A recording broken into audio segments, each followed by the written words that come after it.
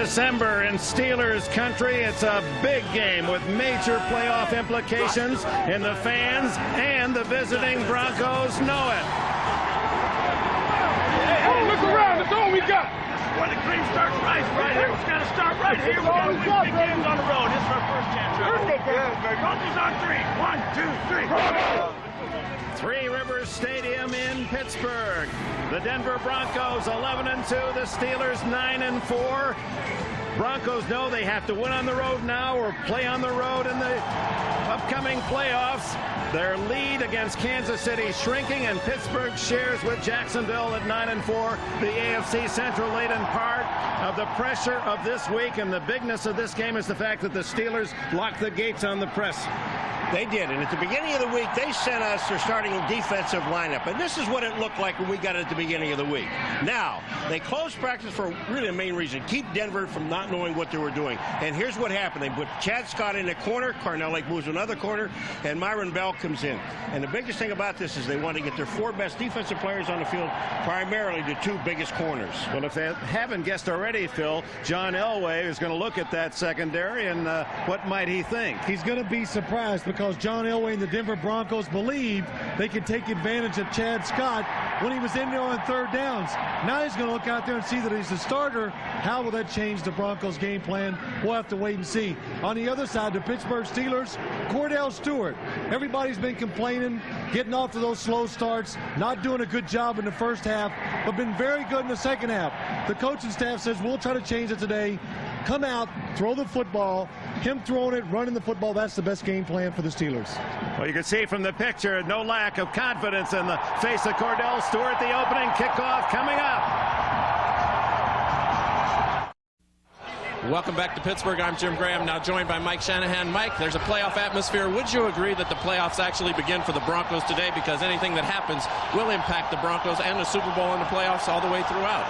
Jim, I agree. It's, home field advantage and a possible, obviously, the bye. A lot of implications right here. Same for Pittsburgh. Great atmosphere. Go get your headsets on. Only difference is, Dick, the loser doesn't go home. Up to you. That is the good news, and this 60,000 sellout at Three Rivers had the terrible towels out as Jason Elam sends it toward Blackwell and Andre Coleman. It's Andre Coleman, the former Charger, at the 25 and down at the 28. And we should see some ferocious hitting through the course of this game. Kordell Stewart, his best play has been in the second half, as Phil Simms has noted, but responsible for 25 of the Steeler touchdowns, passing or rushing. His blockers, Jackson Wolford, the perennial Pro Bowler Dawson at center, Stye and Strelzik. In the backfield, Jerome Bettis, number 3 rusher in the league. Lester is his blocker. Thigpen and Johnson, the wideouts. Mark Bruner regarded as one of the better tight ends in the league. First play to the bus, Bettis, and he does not get back to the line of scrimmage as Neil Smith is there to lead the defensive charge for the Broncos. Steve Atwater as well. As we look at the Bronco defense, they align themselves 4-3. Smith, the former chief. Keith Traylor having a solid season. Trevor Price for the injured Maatanavasa and Alfred Williams. Mobley, Aldridge, Romanowski the backers. Crockett and Gordon at the corners. Atwater and Braxton the safeties. Don't do that. Be nice. On 2nd and 11, Stewart's first throw is juggled, incomplete. Johnson juggling as he headed to the sidelines and ruled out of bounds. Steve Atwater covering. The one thing about the game plan for the Pittsburgh Steelers offensively, and you said at the beginning, Phil, it is so true, get Kordell Stewart in the game early. They tried it on the second play. Well, they tried. The reason the Steelers want to come out and throw the ball, the Denver Broncos, Paul, they pressure the line of scrimmage more than any team on defense in the National Football League. They're going to make the Steelers win today by throwing the football, they hope. 3rd down and 11, and George Jones, the rookie from San Diego State, into the backfield. Stewart back into the shotgun on 3rd and 11. Throws to the sidelines and hit immediately as Courtney Hawkins. Short gain, but a flag goes down. It's either a punting situation for Pittsburgh, but if it's against Denver, and a holding penalty could give the Steelers a first down. Holding it is against Denver, and so that carries the automatic first down. So instead of stopping Pittsburgh on their first possession, Mike Shanahan on the defense, number 39, 5-yard penalty, automatic first down. Here's the bad news from Ray Crockett. Holding. Well, that is bad news. The Denver Broncos, they do a good job. They pressure the quarterback. Ray Crockett, ball's in the air, still has his hands on the receiver. That's one of the reasons why it's a penalty. You can get in front of a receiver, Dick, but you just can't grab onto him. And once you grab on it, right now they throw the flag. Broncos are the most penalized team in the NFL this year, and take a big bite early. Well, there's full start on that snap. Brandon Stye, number 68, the guard gets out a little bit too early. He's the right guard. Full start prior to the snap. Offense number 68, 5-yard penalty. Repeat first down. Our referee is Walt Coleman today. There's Brandon Stye right here. He just gets up out of his stance. Actually, both guys got out. Strelzik himself, they get up together. Well, you see the guy next to you move, you're going. Might as well. First down and 15 at the 28. Johnson in motion. A fake to Bettis. Stewart on the roll, the throw to the sidelines, and well out of play as Charles Johnson covered by Crockett. Kordell Stewart, young man from Colorado, a winner everywhere he's played. 14 straight years the teams on which he's played from middle school through the NFL have been in the playoffs. 12.7 yards per completion, 17 touchdowns this year throwing, and 8 more rushing the football. You know, Dick, Kordell Stewart, you said he's had success at every level. He comes to pro football, rookie year. He creates a new position that's never been in the National Football League. The slash, do a little bit of everything. Confident quarterback. Now Bettis up the middle, trying the middle of that defense of the Broncos, and able to pick up just a couple to the 30-yard line. Will bring up third down and long. Keith Traylor and Trevor Price in on the tackle. The Denver Broncos, we said earlier, their big job on defense, the running game. We all know about Pittsburgh's running game. They want Kordell Stewart to have the stand in the pocket, throw the ball down the field, and we'll give you a shot later. They are crowding 8 and 9 people up there every single play, trying to make the Steelers throw the football. The Steelers here with 4 wide receivers. Stewart in the shotgun, no one with him. And on third down and 12, he goes long. Some contact, but no flag, as Darius Johnson was hawking Yancey Thigpen. Well, I tell you, this was excellent coverage by Darius Johnson. He just stayed with Thigpen the entire way, and he had him man-to-man. And the other thing, Paul, here's how they're going to try to take care of Kordell Stewart, the runner. You got 2 linebackers on the outside, 2 defensive linemen, and then you have what they call a spy. He's watching Kordell the whole time. If he runs, he's going to run with him. Mobley and Glenn Cadrez, linebackers, will share that responsibility. Mike Shanahan told us Darian Gordon, best in the league. Punt returns, averaging over 14 yards a return, 3 touchdowns this year. Josh Miller, the left-footed kicker, spins one to the 27.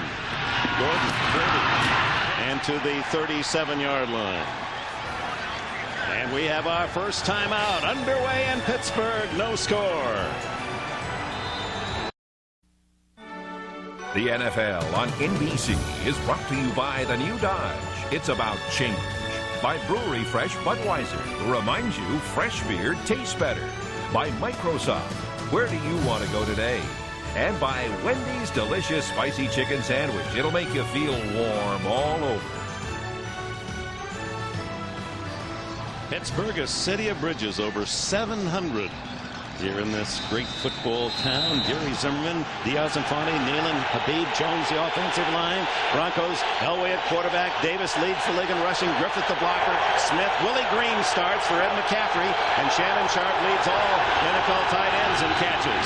Terrell Davis on first down, and they got him for a loss at the 34 as Earl Holmes, the middle linebacker, in on the stop.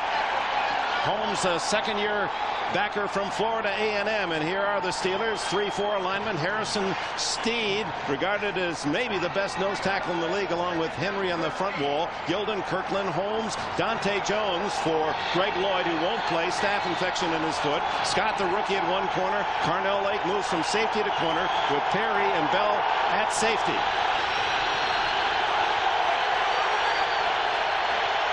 Elway fighting the noise of the crowd. Second and long. Gives to Davis. Davis fights his way to the 39-yard line. And it'll be 3rd down and 8. Well, the one thing about the Broncos, we know they got the #1 rusher in football. They want to run the football. But the thing about John Elway, when you talk to him, Phil, he wants matchups, and I think he's got that today. That's what Mike Shanahan is really good at, creating good matchups for his offense. The defense, the Steelers, the big thing they want to do, we know they want to stop the run, but don't let Shannon Sharp beat him in the passing game. Janelle Wolford and Chris Oldham come in for the Steelers in the secondary. 6 defensive backs. Elway from the shotgun to the sideline. Incomplete. Broken up as Willie Green had his hands on it. And Chad Scott, the rookie from Maryland, able to reach in and bat it away. I'll tell you, the matchup that Elway wanted is on Scott, and he goes right to him right away. There's one-on-one coverage on the outside, but that is outstanding coverage. Chad Scott, the #1 pick of the Steelers, the 24th overall player selected in the opening round this year. Tom Ruin to punt, averaging 42.5. Will Blackwell at the other end for the Steelers on a booming spiral. Blackwell all the way to his 5. 10.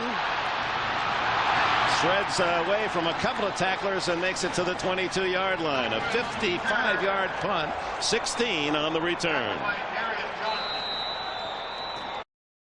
The network of the Super Bowl. You're watching the NFL on NBC.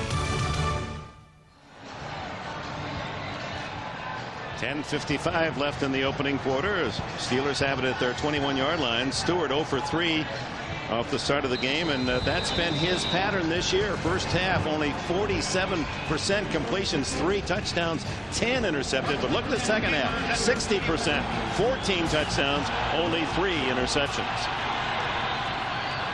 Starts from the 21 with Charles Johnson in motion.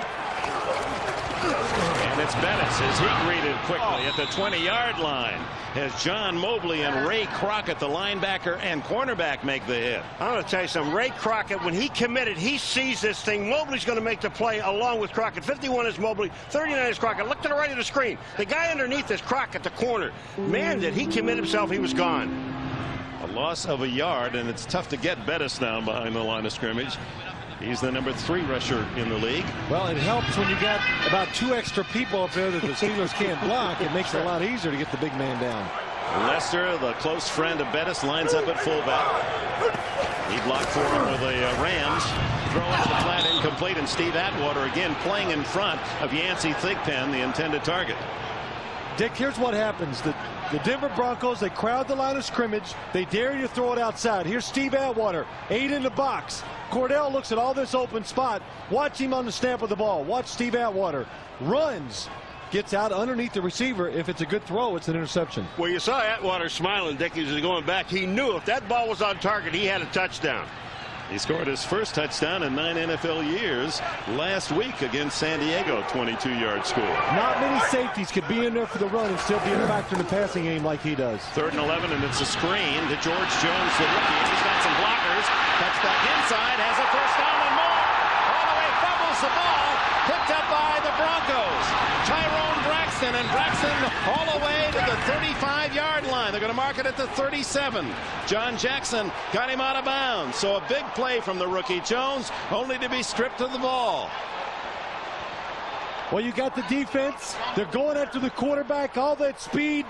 Great call by the Pittsburgh Steelers. Jones, open field, cuts back, but good hustle by the defense. Steve Atwater staying after it, causes the fumble. Big play by Atwater, who is renowned for just that quality in his 7 Pro Bowl years. Darian Gordon might have gotten a piece of it as well. You're right. Darian Gordon got his hand as he was coming by and pulled it out. First turnover goes to Denver. They start from the Steeler 38. Elway, play action. Goes long. Has a man. Incomplete, Willie Green. Chad Scott able to stay close enough to deny. Phil, you know, we talked about it. John Elway told us yesterday he wants to pick on Chad Scott. No difference to the guy. Just going to pick on him. He's a rookie. And two plays, the last two plays, the one in the last series, the one in this series, right back to Chad Scott. The one thing Jim Haslett, the defensive coordinator for the Steelers, told me, he says, this Chad Scott, he's given up some plays, but this guy really competes. He's tough, and he'll challenge these receivers today. Howard Griffith in motion. Fake to Davis. Good protection. The throw underneath. Incomplete. Myron Bell denies Shannon Sharp, the tight end. Boy, Myron Bell does an excellent job as a safety. What he is, he's back covering Shannon Sharp. Man for man. Here comes Shannon Sharp. He waits. He sees Elway. He breaks on the ball as John Elway lets it go. Good position. Tough to make a catch in that play. Well, the only thing about it, look at Elway. Look at the time Elway has to throw the ball. Then the offensive line creates a lane for him to throw the ball. If you're going to give Elway that much time to throw, Phil, he's going to start hitting some of these balls. 3rd and 10. Shannon Sharp in the backfield with Elway. Then he goes into the pattern. Elway goes long again. And it's a touchdown to Rod Smith. Rod Smith, who's had a brilliant year out of Missouri Southern, and they beat Donnell Wolford.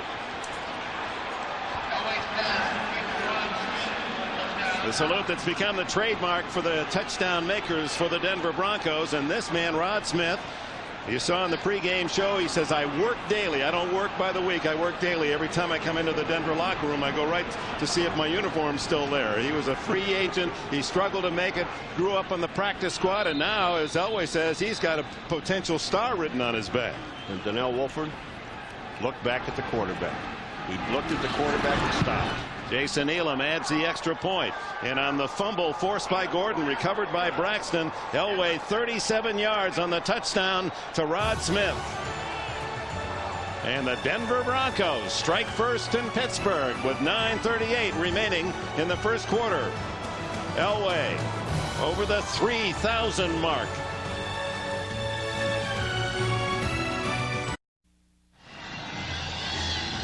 And welcome back to Three Rivers Stadium, where the Broncos take advantage of the first turnover. And John Elway, over 3,000 yards passing for his 12th year in the NFL, over 48,000 in his career. He and Marino, both 12 times they've been over 3,000 yards. And Will Blackwell has trouble finding the handle and is tackled at the 19-yard line on the kickoff. And let's go back on the touchdown. Well, let's take a look at it. Just Donnell Wolford against Rod Smith up top. Donnell Wolford, double move, great position. Really what happens, Rod Smith just uses his speed and pulls away at the end. The one thing about Donnell Wolford, though, you see it right at the end of that play, Phil, is when he decided to look back at the quarterback, that's when you lose speed. And it's a classic example of when you're running with a defensive back, you have to wait till the last second. When he reaches for the ball, then you reach for the ball. That's a good point. 2 years, his first 2 seasons, 3 touchdowns, and now 9 for Rod Smith. You saw George Jones, the man who fumbled the ball, set up the touchdown for the Broncos. Jerome Bettis plowing forward to the 23-yard line, and Steve Atwater playing right up on the line of scrimmage to make the tackle. Neil Smith, Band-Aids and all, and there's those. Here's Neil Smith. Look at this. Strolzek, that's a takedown. Now that well, and Neil Smith was going to try to take a real sharp angle, so it looked a little worse. It was worse. But it was still a good takedown. Pretty convincing, nevertheless. I thought so. 2nd down and 6. Bettis. The bus is on the roll. Out to the 44. Braxton and Atwater, the 2 safeties, finally get him down. 21 yards for Bettis. Anytime a running back, even Jerome Bettis, as big as he is, watch Tim Lester, the lead blocker, comes through, gets John Mobley out of the way, creates the big hole. But if you're going to crowd the line of scrimmage like the Broncos do, you're going to give up some big runs like that one that time. And the other thing about him, too, though, is when you watch him, when he gets to that hole, Dick, is that he squares his shoulders, and once he does that, it's tough bringing him down. Well, and he's also looking at the man in front of him, Tim Lester, number 34. who has been his blocking back with the Cardinals, with the Rams rather, and then here in Pittsburgh. He gives him a lot of credit. Kordell Stewart on first down, loves to roll left and throw. Gets away from Price and ducks out of bounds near the 49-yard line. Gain of 6. It'll be 2nd and 4. And there's Lester. All he has this year, 2 carries all year, 9 yards. They've given him 10 catches, but he reminds everyone when he was in college, he had, well, 1,600 more yards rushing and 10 more touchdowns than Bettis. And Bettis said, yeah, but you were playing Morehead State. I was playing Southern California. And this is the combination when Bettis in his rookie year, his very first touchdown behind Lester against the Steelers at Anaheim Stadium when they were the Los Angeles Rams. You know, I heard that dig about Morehead State he was running against there. So didn't step by me. No, I think that's nice to get your alma mater in there. Yeah. It's nice that he would know that. Boy, did you just see the quickness of Alfred Williams? Alfred Williams got through in the backfield for a loss. Paul, that's a good point. The Broncos, it's about quickness and numbers. That's how they stop the running game. They get a lot of quick players, everybody, even their defensive linemen. No big guys, but a lot of fast guys, and the linebackers, and then the extra defensive back, Steve Atwater. That's how they stop the running game. And number 43, George Jones, who fumbled on his last carry on the pass, is back into the game for Pittsburgh. 3rd down and 6. Jones in motion to the outside. Over the middle, complete. Courtney Hawkins, and Hawkins is to the 36-yard line. Tim McKyer, the veteran cornerback, made the tackle. 16 on the play. It's an empty backfield, 5 wide receivers for the Pittsburgh Steelers. Look down here at the bottom of your screen. Here it is. But nobody underneath. 4 rushers are trying to keep Kordell Stewart in the pocket. This is, if you're the quarterback, it's just go back, pick out what you think your best matchup is, and throw it to that guy because it's single coverage all across the field. And a first down, trailing 7-0. Steelers, their deepest penetration, and now to Bettis. Bettis to the 33, maybe the 32. John Mobley from Kutztown State, across the state of Pennsylvania, makes the tackle. You know, we talked about this before, but you got the #1 rushing offense and the #1 and 2, and they're going into this game. They're only 1 yard apart, 2,063, 2,062. But when you look at Pittsburgh Steelers offensive linemen, when they put a hat on somebody, Phil, they don't let him go. They stay with him, and that's what creates the holes. Yeah, you stick to him. Yeah, they stick to the defenders. That's why they have such a great running game. 2nd and 6, and Stewart's a throw. Complete. And Yancey Thigpen kicks free of the tackle, and Thigpen will score!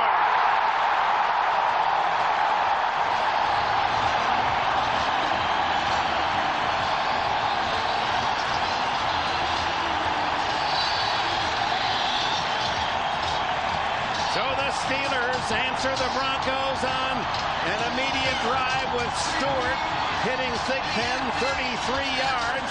Thigpen broke the tackle of Darian Gordon.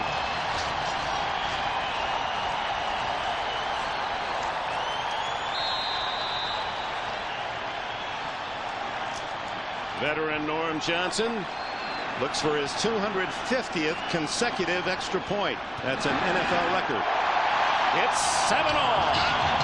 You're watching the NFL on NBC, and Yancey Thigpen has the Steeler crowd on its feet. So the Denver Bronco defense stunned by the quickness of that touchdown drive. 81 yards in 7 plays. 33 yards. Kordell Stewart to Yancey Thigpen.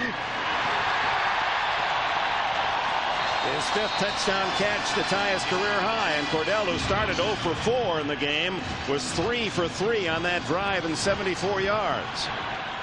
Johnson's end over end of Vaughn Hebron.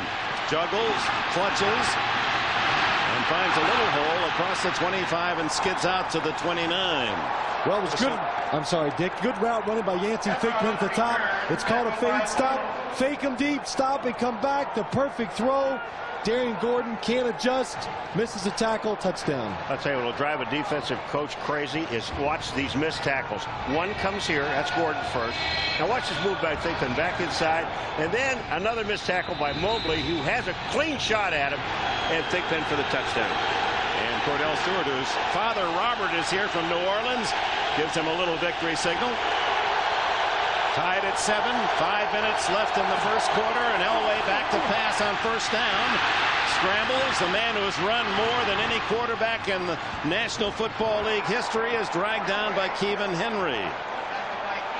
That was the 736th time Elway has tucked it away and run with it. Well, I think the Denver Broncos are saying they believe this Pittsburgh defense is pretty good against the run. Coming out, throwing the football a little bit. John Elway, when you pressure him, he still will step up looking to pass it first. But if he has to run, he will. He hasn't gotten the productivity out of those rushes that Randall Cunningham has, but he is 4th all time. But he has rushed more than any quarterback. Second and short. Terrell Davis bowls his way to a first down just shy of the 40, and Earl Holmes there to make the tackle. And we'd invite you to follow the NFL online at msnbcsports.com. Go interactive and vote for the player you feel deserves Comeback Player of the Year. It's all at msnbcsports.com. I would give a vote to Andre Rison. Well, old man Moon ain't bad. Yeah, but Andre Rison, he's been pretty special, I think, for the Kansas City Chiefs this year. First down, Denver. Tied at 7. Late first quarter. Elway rears back and fires complete to Willie Green. And Green, who was picked up by the Broncos this year, the University of Mississippi, and of course has been with Carolina as an unrestricted free agent, has his first catch today. He's playing for Ed McCaffrey. Well, this time they fake like they're going to stop and go deep, and then they fake again and come back. Good timing by John Elway. Excellent protection. The Steelers blitz, leaving Chad Scott one-on-one outside. There's one other thing about this field, so you understand, even when they missed tackles before, the sidelines are very slippery because that's the part of the field that's not covered, Dick. First down near the 30, and Davis on first down. A staggering run down to the 21-yard line, good for 9.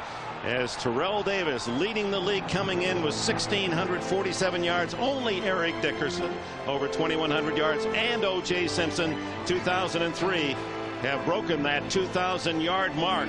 And Terrell Davis, if he can average 118 a game, will be the 3rd man in history. Thus far, Davis a handful of yards up in the 20s. Davis again inside, and a flag goes down as Davis makes a yard. Holmes and LaVon Kirkland, the biggest linebacker, starting linebacker in the league, make the tackle. Yeah, talking to Terrell Davis yesterday, and every time we do talk to him, it really is a joy.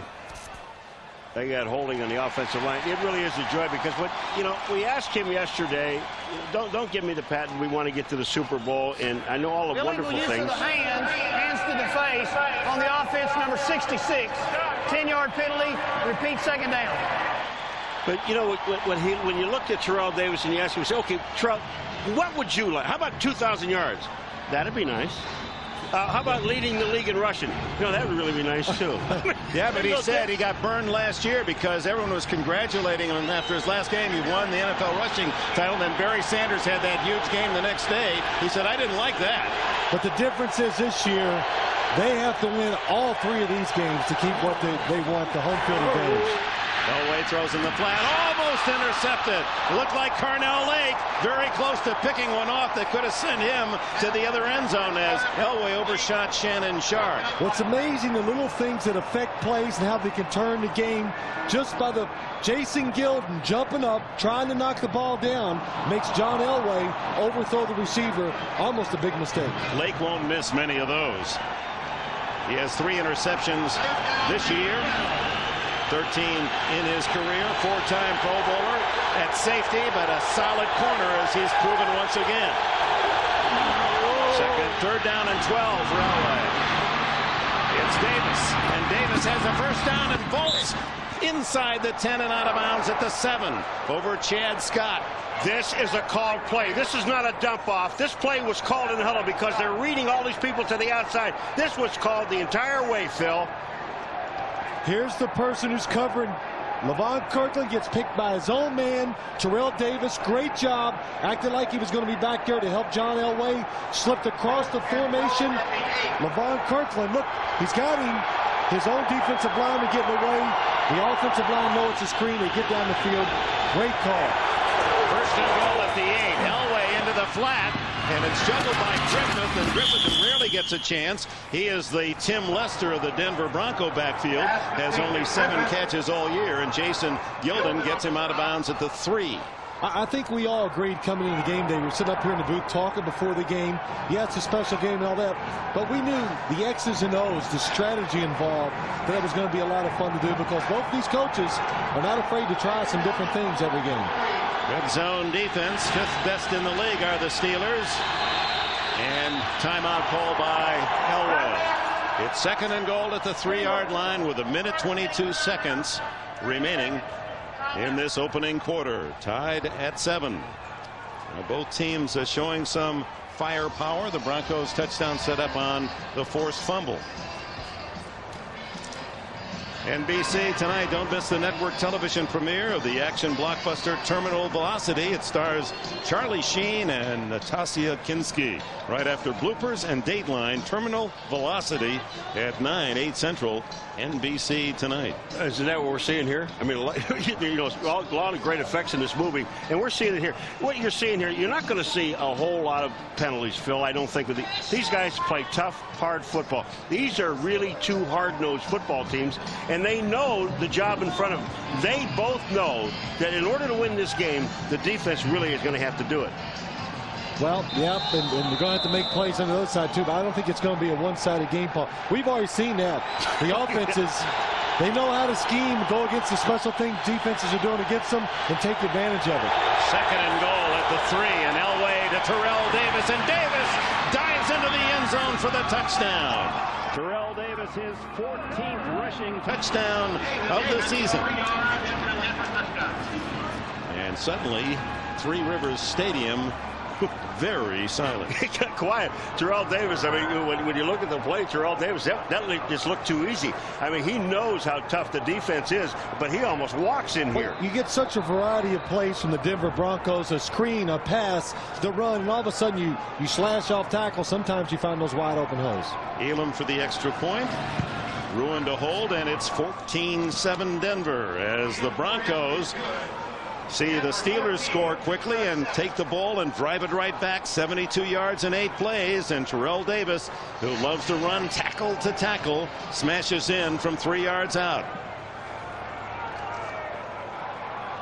Broncos lead at 14-7. The salute to Terrell Davis on his Denver record rushing touchdown. We go to New York. All right, Dick, this will catch Denver fans' interest. At Kansas City, Donnell Bennett, 9-yard touchdown run, the toughest all day so far, right through the Raider defense with the extra point. The Chiefs with a 10-point lead on Oakland just starting the 2nd quarter, Dick. I think that's what the fans were expecting to see.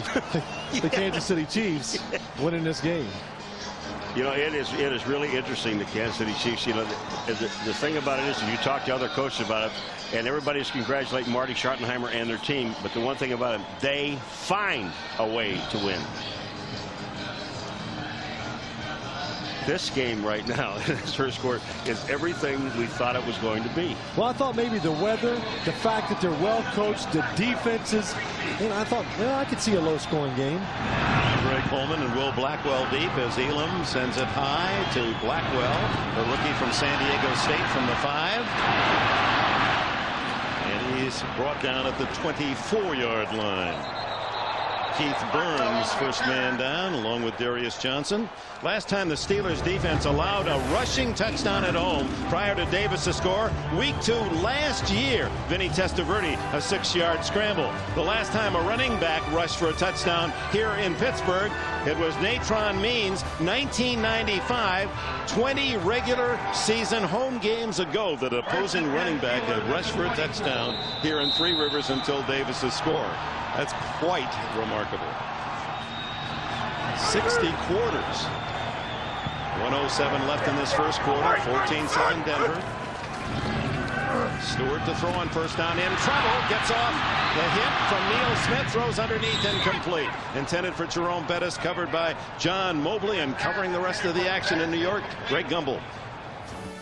All right, Dick, at Jacksonville, the Jaguars have won 13 straight at home. The New England Patriots are unimpressed. Troy Brown on the receiving end of a Drew Bledsoe 9-yard touchdown pass. 13-0 Pats in the second quarter, Dick. There's a score that will please Steeler fans. And, of course, next week, Saturday, remember, fans, will be in New England as the Patriots host the Steelers. A Saturday special. 4 o'clock Eastern, 3:30 for NFL on NBC. Stewart on second down underneath to Charles Johnson, his teammate at the University of Colorado. It's short of a first down at the 32. Brings up 3rd down and 2. Mobley and Crockett in on the tackle. Right now, this first quarter, Kordell Stewart, and you know, one of the things you said, he has to make good decisions, and he's making some very good decisions. He's making good decisions. The Steelers are putting him in a lot of situations where he can succeed. That time, play action, nobody can get underneath the wide receiver. Big holes for him to throw the football into. 3rd and 2, and they bring in John Whitman as a blocker along with Mark Gruner. That's Whitman in motion.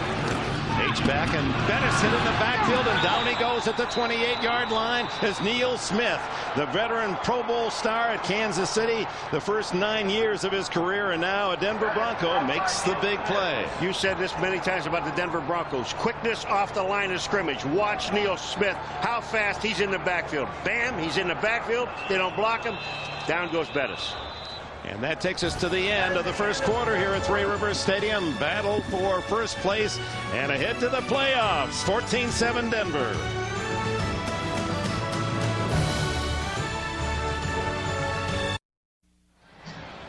It's worth repeating what Elway said in terms of the importance of this game is, you know, we've got to find out. We've got San Francisco next week. We've got to win on the road now, or in the playoffs we're going to be playing on the road. They figure they like to win here now. Well, they figure that Kansas City is going to win its last 3 games. They're going to have to win their last 3 to stay in front, or they'll have to go on the road in the playoffs in a wild card game to get to the Super Bowl. Darian Gordon bobbles, picks it up, and is tackled immediately at the 39-yard line off Josh Miller's punt. And the Broncos on the opening play of the second quarter lead at 14-7, have the ball back, and the fans not happy with Miller's kick. And a reminder tonight on Dateline. A Kentucky high school prayer circle is shattered by gunfire. You know, I tell him to put down the gun, just, you know, stop shooting people. From the teen gunman to the hero who confronted him. How could this happen? Minute by minute, Dateline, Sunday, 8/7 Central. John Elway and the Broncos with the lead here in the second quarter, 14-7. First down at the 39. Play action to Davis, who picks up the blitzer. The throw incomplete, right through the hands of Rod Smith. Wide open, the ball was there. Smith knows he should have caught it. Chad Scott covering. You know, one thing, you talk about Terrell Davis catching the ball, we talk about Terrell Davis running with the ball, but also Terrell Davis can block. Does a good job of picking up the blitz, but this is one of those times, what do they call that when John Elway throws it and it kind of sticks to your chest and you get the indentation from the end of the ball? Well, Rod Smith got one on that time. Yeah, he tattoos the receiver. You better get your hands in front of your body. Second down, 10. Elway, fighting a cold, does not have a good voice. He may be having trouble being heard over the crowd, but no trouble in finding Patrick Jeffers, the second-year receiver from Virginia. Only his second career catch, none last year. And that's his second. The first was for 5 yards earlier this year. Well, you know what, you talked about that, Dick. John Elway had a cold. His voice is a little strained. And what happens for a quarterback on the road, if you're in that situation, usually somewhere in the second quarter, second half, you lose your voice. So he has to be very careful. Used speakers, loud noise at practice in Denver. And, of course, he's had to use that voice. And with a cold, having problems. He said his children have been sick for a month, and he's just not been able to get rid of a lingering cold. It's third down and a long one, and Elway calls his second timeout. One remains for Denver. The NFL on NBC is brought to you by Acura, the true definition of luxury. Yours by Citizen. Today more than ever, Citizen is how the world tells time. By Oracle, the company that's enabling the information age through network computing. And by Visa, the preferred card of the NFL. It's everywhere you want to be. Levon Kirkland, 99. Terrell Davis, 30. I went back to this 2 plays ago, and I said about his blocking. Watch him square up. Bam! He makes the hit right there. Look at the position he has. Terrific. Giving away 70 pounds to Kirkland. Not many backs straighten up that guy. Well, great balance, great hands. Comes in handy when you're a blocking back, too. Great attitude. 3rd down and 1. Davis eludes a tackle in the backfield and has the first down at the Steeler 49. Kirkland with the tackle. These are the things we never talk enough about. The little thing right there. Terrell Davis, it's 3rd and 1. It's a big situation. And the tackle he breaks in the backfield. Dante Jones comes through, just runs right through the arm tackle. Those are big plays. Yeah, it's just a 2-yard gain in the books when you read the summary of the game. 2 yards off tackle Davis, but it was much more than that. It also says first down right after that. That's right. Elway to Davis. Has a hole. And it's down to the 42-yard line. A gain of nearly 7 before Myron Bell, the safety, and Chad Scott, the corner, can make the stop. You know, the one thing about him, Dick and Phil, when you look at him, there's nothing fancy about him. Watch this. One move. And you picked that out in the very first game. He's got one move, and then he comes up into the hole. Now he'll make a move in the secondary. Bell is there. But he makes that one move, and then off he goes. Sanders, second to Davis, coming into this weekend's play. Bettis, the 3rd leading rusher. There you see the top 7 in the league. Terrell Davis is also the leader in total yards. He entered the game with 1,900 plus, and he can't hang on. No, it's Griffith trying to twist to make the catch. Incomplete on 2nd down. It'll be 3rd and 3 for Denver. Well, how great he's a blocker. You know, he's kind of like Tim Lester. Every once in a while he gets to carry the ball, and then a couple times a year they ask him to catch it, and hey, kind of caught him by surprise. Yeah, he looked out there. Whoa! What's this thing coming at me, man? Yeah, it's coming fast again. Speak to me, hands. Speak to me. 3rd and 3. Steeler 42. Here they come. And Elway fires complete to Smith. He hangs on to this one, and it's a first down at the Pittsburgh 30. 12 on the play. Good job by John Elway, the Denver offense, being alert. Watch the blitz, the people coming. Elway knows he's in trouble. The defensive lineman drops back in coverage. Mike Vrabel, the rookie from Ohio State. He's got to learn to read the quarterback's eyes a little quicker, but no, it's a good job by him. But Elway and Rod Smith, seeing the blitz, knowing they got to get rid of the football quickly, doing a good job. Leading 14-7, 12 minutes left in the half. Davis the handle. And Terrell Davis wearing down perhaps the Steeler defense as he seems to getting more and more on each carry. 7 yards on that one. He has 33 yards rushing in the half, 23 on 1 reception. Look at the left of the screen. Watch 29 block. Bam! Right on the outside. And Terrell Davis just cuts it back up inside. Excellent blocking by the offensive line. But the fullback on both of these teams, they both can block. Not asked to do much more. Tim Lester for the Steelers. Howard Griffith for Denver. They're there to block for their key runners. Davis upended by Earl Holmes, but he is close to a first down at the Pittsburgh 20. Well, a lot of people haven't been able to run the ball against the Steelers defense, but the Broncos, they like their matchups today. One, their fullback, their offensive line's quick. It gets on blocks. Howard Griffith and the lineman, Jim Haslett, the defensive coordinator for the Steelers, said it best. This offensive line of the Broncos, what makes them so good is how quickly they can get to their blocks and stay with them. Total yardage for 2,000. Only 33 more for Terrell Davis as Elway has to throw this one away. Well covered, all of his receivers, all 4. You know the thing about this offensive line, though, Phil, it is really good. Not only do they block very well, but they lose one of their best players, Schlereth. What happens? David Diaz-Infante comes in, and he does a great job. So they don't really lose anything. It's a great story. Diaz-Infante from San Jose State, the oldest player ever to start in the NFL at age 32. He was a replacement player back in the strike year 87. Played in Frankfurt and Sacramento and Denver practice squad, and finally a starter. 2nd and 10 from inside the 20. And flags. Dante Jones and Diaz-Infante. Did he move first? The only way it's against the defense is if they made contact. False start prior to the snap. Offense number 63. 5-yard penalty. Still second down. Didn't we just talk about him?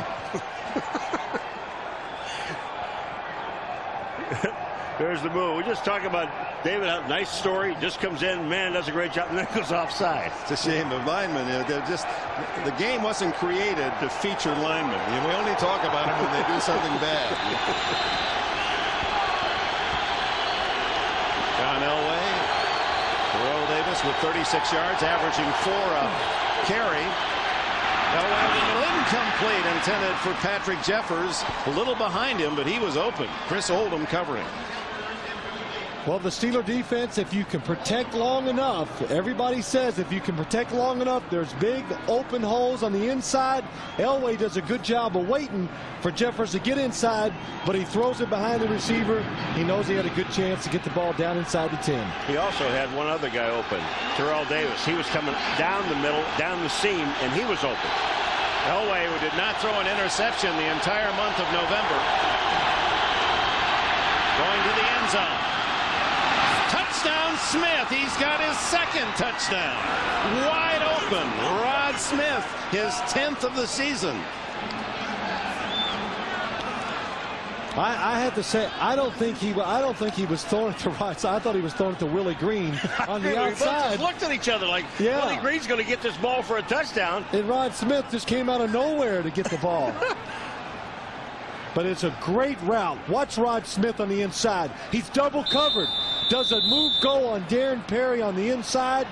Nobody's covering him deep. And Willie Green really served as a shield all the way. No one could get through Willie Green as Elam tacks on the extra point, and the Denver Broncos, leading the league in points scored this year, have rolled up 21 here in the first half, and a 14-point lead. And offensive-minded, risk-taking Mike Shanahan likes what he sees. Welcome back to Pittsburgh, where the Broncos have taken a 21-7 lead down to Will Blackwell on the kickoff. Blackwell's had trouble with his footing and goes down at the 18-yard line. Dedrick Dodge made the stop. That touchdown was significant both for the quarterback and for the receiver, but first the analysis. Well designed. Here's Rod Smith against Carnell Lake. Darren Perry's going to come up and double him. One's on the outside, one's on the inside, but the problem always is who has him deep. It's created this big hole. Watch John Elway. Little pump fake. It freezes defense. It lets Rod Smith go right down the middle, and you can see the big hole for the touchdown. Nobody's actually covering him once he goes in the end zone. Well, if he slips and falls, Green's going to get it. You're exactly right. Willie Green saw it and was going to catch it if Rod Smith didn't. Ron Bettis trying to get the Steelers back online. Alan Aldridge and Darian Gordon make the stop, and the catch by Smith, not only his 10th touchdown, but puts this young man, a free agent, over 1,000 yards receiving this year. And for the man who threw it, John Elway, moves him past Joe Montana all time in touchdown passes thrown, number 5 in NFL history. There's Elway now actually tied with Warren Moon, playing against Baltimore today. Moon is yet to throw a touchdown pass at 274. 2nd and 1, Pittsburgh. Big hold again for Bettis. And a flag down as Bettis pushed out of bounds at the 48-yard line. You're going to have holding, I think it's Charles Johnson, 81, on Steve Atwater, number 27, right in the hole. That denies a 21-yard scamper by big Jerome Bettis. Because Steve Atwater was in the hole to make the play. Holding on the offense, number 65. 10-yard penalty. Repeat, second down. Well, they got John Jackson, but I can tell you right now that was holding on Atwater right in the hole. Now, here, take a look. Well, you'll see Atwater kind of disappear right in here, and he is held. There's where he's held. Steve Atwater, number 27. Watch this. Charles Johnson comes up and grabs him right here and holds him. Could have called either way. It goes against Jackson. The tackle was on Harold Hasselbach. So instead of a gain near midfield, the Steelers look at 2nd and 11, just outside their 15, and Stewart drops back and throws down the middle, wide open, but incomplete to Yancey Thigpen. Thigpen had moved 5 yards clear of the man defending Darian Gordon, but Stewart offline. Well, it was an excellent job by Yancey Thigpen. He goes down. Watch how he goes. Deception, that's everything. Go down, outside, fake inside, and when he breaks out, look at that. Nobody around him. Good protection. Kordell Stewart trying to anticipate just a little too much on those type of routes. Wait till you see the guy come open and stick it to him. 3rd down. They're now saying 11 as George Jones, the rookie, comes into the backfield. Denver shows blitz and then they back off. Stewart with some time to the far sidelines. It is incomplete. Not pulled in by Charles Johnson along the sidelines, and the Steeler punting team comes on. Well, the one thing we talked to Kordell Stewart about yesterday, Dick, is when he said in the first half of the game, I'm too pumped up. I'm trying to make some things happen. This ball does hit the ground with Charles Johnson. He doesn't get his hands underneath it.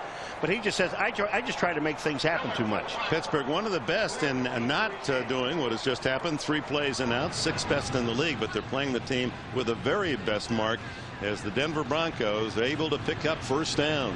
Well, the Steelers, I'm sorry, the Steelers don't have a lot of 3 and outs. The good running game, short yardage 3rd down situations, and they're good at picking those up. Big kick by Miller to Darian Gordon, and Gordon looking for a block, runs into a sea of black and gold and is tackled at the 36-yard line. 54 on the punt, 7 on the return.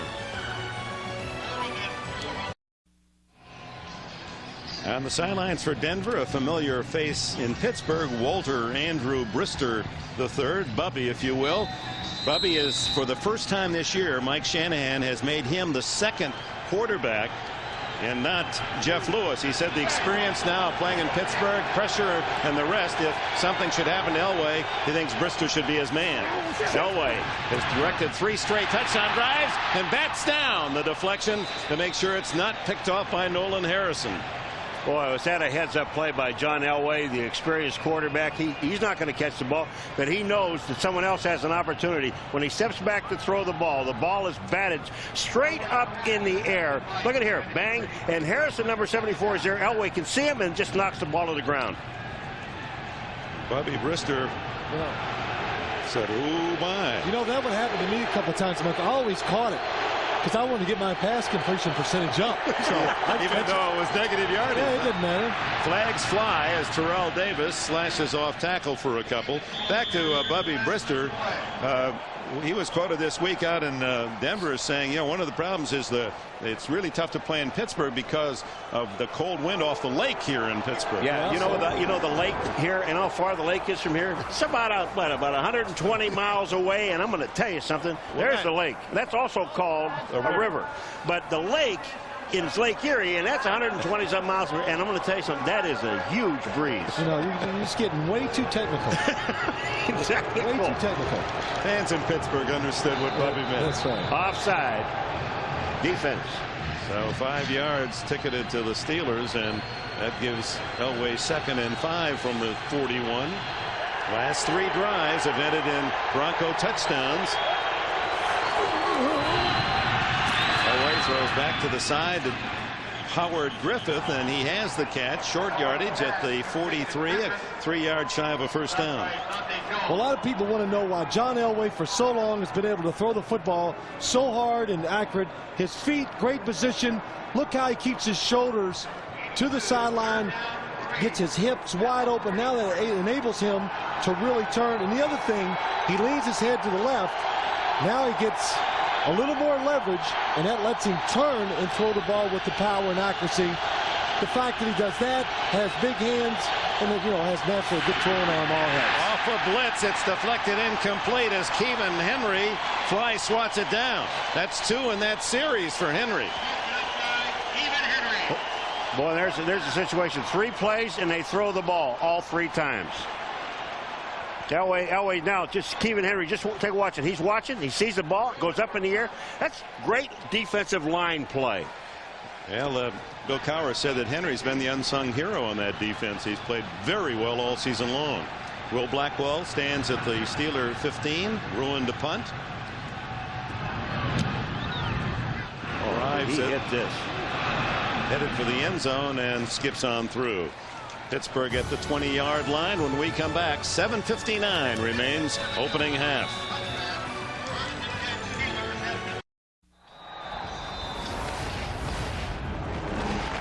Welcome back to Pittsburgh. 2 John Elway touchdown passes and a 3-yard run by Terrell Davis, giving the Broncos a 21-7 lead. We're at the midpoint of the second quarter. From the 20, Jerome Bettis out for 9 to the 29, and we go from Pittsburgh to New York in this update. All right, Dick, the Broncos better keep on rolling to stay ahead of the Chiefs, because the Chiefs are on a roll against Oakland. Rich Gannon rolls out, keeps those 5 yards for the touchdown with the extra point. They have now opened up their lead over the Raiders to 20-0. Just over 2 minutes to play in the first half, Dick. All right, Greg. Broncos leading by only a game over Kansas City, starting this play today with 2 to follow. 2nd and 2. Bettis hit hard, but the big man can fall forward for the first down. Keith Traylor unable to totally stop his progress. Kordell Stewart ducks his head in the huddle. You saw him earlier point to the crowd. His father is here from New Orleans, Robert Stewart Sr., and his older brother, Robert Stewart Jr., next to him on the left of Daddy. So there's my hero. He's watched me all the way from my middle school days, and from middle school, 6th grade on, Kordell Stewart's football teams have been in the playoffs every year. Through college, high school, and now the NFL. Stewart goes long to Thigpen. Thigpen with a catch, and Thigpen is going to go for the touchdown. A flag is down, but I believe it's against Denver.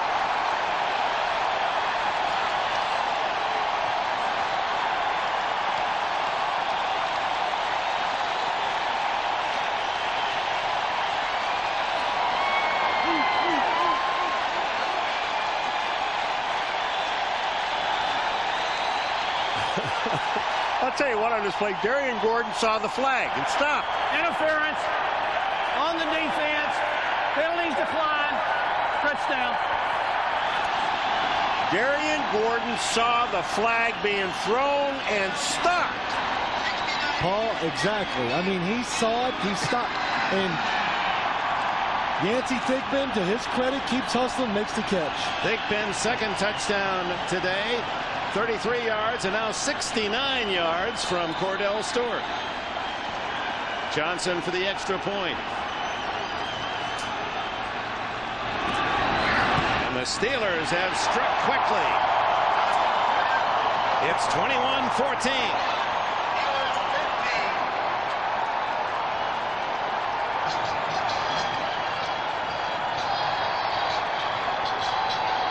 Well, it's single coverage on the outside. Darian Gordon immediately puts his hand on him way past the 5-yard mark, and then for some reason just gives up on the play. Well, he saw the flag, Phil, and then he just stops. Great Perfect pass. Look at this. He stopped. He quit. He saw the flag coming by. He said, well, hey, got a flag against me. Might as well quit. That's incredible. But besides, it was a perfect throw by Kordell Stewart. Leads the receiver out along the sideline. Hits Yancey Thigpen right in stride. And when you get a long touchdown as a quarterback, it's exciting. And Papa Stewart watches Kordell throw his 2nd touchdown today. It's 21-14. Kordell's mother died of cancer when he was only 11, lost his sister to the same disease last year. Daddy raised the family. He's the man that put strength in the life of young Kordell, and the quarterback of the Steelers quick to give him credit as we talked with him yesterday. 21-14. The fans delighted with that touchdown play. Vaughn Hebron to the 28-yard line, and that's where Elway will start. You know what I really liked yesterday when you were talking to Kordell Stewart? Because you asked me, you said, you had winning teams at Colorado. He said, yeah. What about high school? You ever have? No. What about grade school? No. How about Parkland? No. He's not a championship. When weren't you? He said, well, I've never played football where my team didn't make it to the championship. That's incredible. Well, I think that's one of the reasons why we talked about it earlier, that he's so comfortable in these situations. You know, he never gets intimidated by a big game, big moments. In fact, he enjoys them. That's the longest touchdown pass of his career, pumping life into this crowd. Terrell Davis struggling to the 31. Nolan Harrison with a tackle along with Kevin Henry. One of the things that happens in this stadium when this place erupts, it is very hard to hear anything. Now, we talked to John Elway yesterday, and he was losing his voice. I think Jim Gray covered that down there. He may not have a voice by the halftime. What it does when a crowd gets in this situation, it does slow down an offense. It makes you be a little more conservative in your play calling because you want to somewhere stop the crowd and the momentum, so you go to your safe place. Play action to Davis. Elway, incomplete. A beautiful play by Myron Bell, diving in front of the intended receiver, Shannon Sharp. Well, Shannon Sharp, the Steelers were worried about him down the field and getting open. It is not happening today. Myron Bell, we've seen a couple times already. Hey, he's going for the interception that time, outrunning Shannon Sharp to the football. You know what, Myron Bell, you know what made that thing work, Dick? He took the right angle to the ball. He did not go to the back of Shannon Sharp. He went right down the line of scrimmage to make the play. Bell starting in Cornell Lake's spot as Lake moves out to the corner. Third and a long 8. Elway down the sidelines for Smith. Incomplete. He juggled it against Donnell Wolford, unable to pull it in along the sidelines, but that nearly caught again for a big game. Boy, good anticipation. It's another stop and go. Elway just lets it go, leads the receiver. It's right there in stride. Rod Smith just can't quite react to the football. John saying, I can throw it, you got to catch it. John was tasting it. Will Blackwell drifts back to return Tom Ruin's punt to the 25.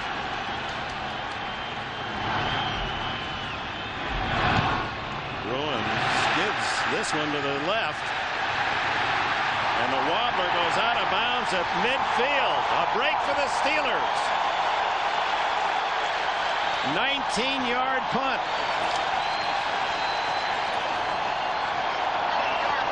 This is just a shank. One of the things when you kick the ball, watch his eyes. Is he looking down at the ball or is he looking up? He's looking down at the ball, but his foot went right across the ball and he hooked it. It's a hook, right? Not a shank. A shank goes right. That's right. A shank goes right, a hook goes left. Okay. That's a hook. And the Steelers take advantage. 50-yard line they start, trailing by 7. Boy, the folks here in Pittsburgh getting theirs money's worth in this one. Jerome Bettis rumbles for 7. Mike Lodish makes the tackle. The nickname the Bus, and it's become so popular here. Well, there is the Bus. Jerome, All-America Notre Dame, with his career best 1,460 yards, averaging 112 a game, 4.5 average. Take the Bus. He'll give you a ride. 2nd down and 3. Bettis, who nearly was a Washington Redskin, 51 yards in this first half, outgaining Kordell Davis. Stewart throws complete. Charles Johnson, 1st down at the Bronco 39, and the Broncos trying to rip the ball away as Romanowski and Mobley trying to hold him up and pull at the ball. When your running game is going very well, you have an awful lot of confidence in your throwing game as a quarterback. Charles Johnson just slips back out to the outside. Look, it hooks up. Look at the pass. The pass is perfect. To the inside, no chance for Crockett to get it. Yeah, but this Denver Bronco defense, they try to make plays. Ray Crockett, he's not just trying to stop the receiver. He's trying to get in there, knock the ball loose, try to get an interception. 1st down just inside the Bronco 39. 4 minutes left in the half. Stewart, Neil Smith, and John Mobley, and Alfred Williams there to make the tackle. Short gain. Back to Bettis, and talking with him this week, he very nearly, the offer was so good from the Washington Redskins in the offseason, thought he was going to be playing in the nation's capital, and called Bill Cowher on his cellular phone in the car and says, Coach, this is the deal. This is too much, and you're not close to this number. Cowher said, don't do a thing. And 24 hours later, they worked out a deal. Bettis said, I didn't get what I wanted, but I wanted to stay in Pittsburgh. And fans are happy. That's all. Wide open open Johnson in front of Darian Gordon, and Gordon is having a very tough first half. Well, what it is, it's good protection always starts the passing game. But it's anticipation by the receiver and the quarterback, Charles Johnson. As soon as he turns around, the ball's in the air, hits him right in the chest. Charles Johnson, 2 years, along with Michael Westbrook, the receivers for Kordell Stewart at the University of Colorado. Grew up in San Bernardino, California, in the toughest of circumstances. Another first down for Pittsburgh with 2:40 left in the half. Bettis hit by Atwater at the line of scrimmage.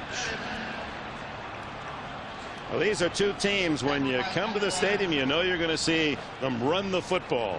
5 teams in the league run more than they pass, led by the Oilers. Steelers are second, 49ers, Tampa Bay, and Denver. All of them, except for Tennessee, with a winning record. Let's look at the play selection used today.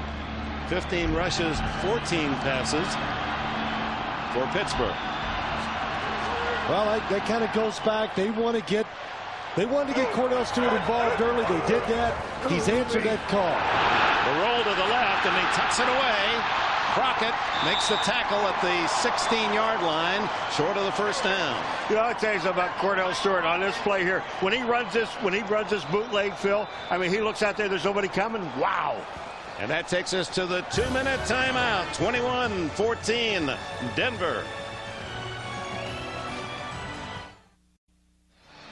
And we welcome you back to Three Rivers Stadium.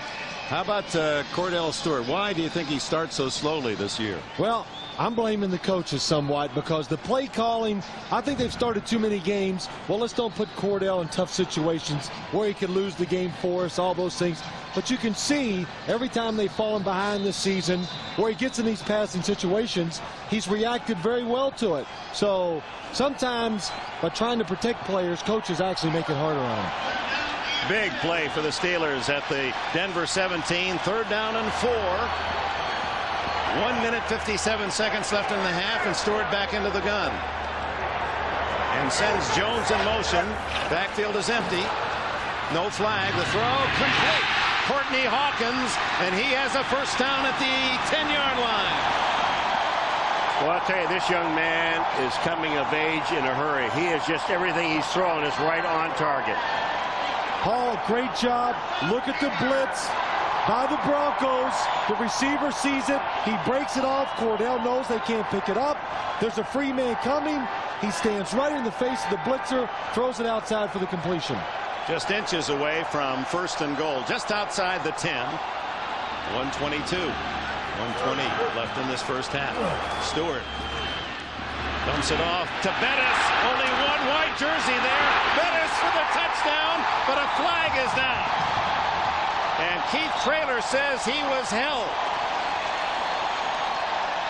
Brandon Stye, number 68, is the guy that's walking. When you walk back with your head down, I think that's the guy you called it on. And that is a 7-point penalty. What a call. It was set up perfectly. As soon as he threw the ball, you knew it was going to be a touchdown. It's almost like you don't even have to block for him. You get him out in space because he can make some things happen. Illegal block in the back on the offense, number 68. 10-yard penalty. Repeat first down. Boy, is there a tougher penalty than that? Instead of being 21-all, kicking the extra point, they're now first down and 20 from the 20. And the bad thing is, he did it after Jerome Bettis was already past him going in for the touchdown. Now here comes Jerome Bettis. Watch, no, he's There's right behind. block. Yeah, he's blocking him, but Bettis had already had that. Jerome, he was already gone. That was really incidental. It had nothing to do with the play. So Stewart drops back, throws for Thigpen. He's got the triple, a hat trick for Yancey Thigpen.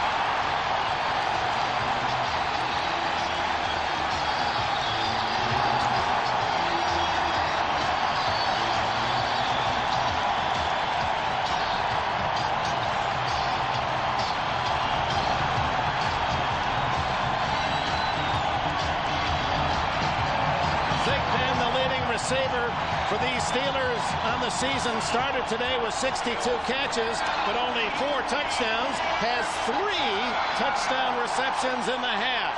And now to tie the game, Norm Johnson. 21 all.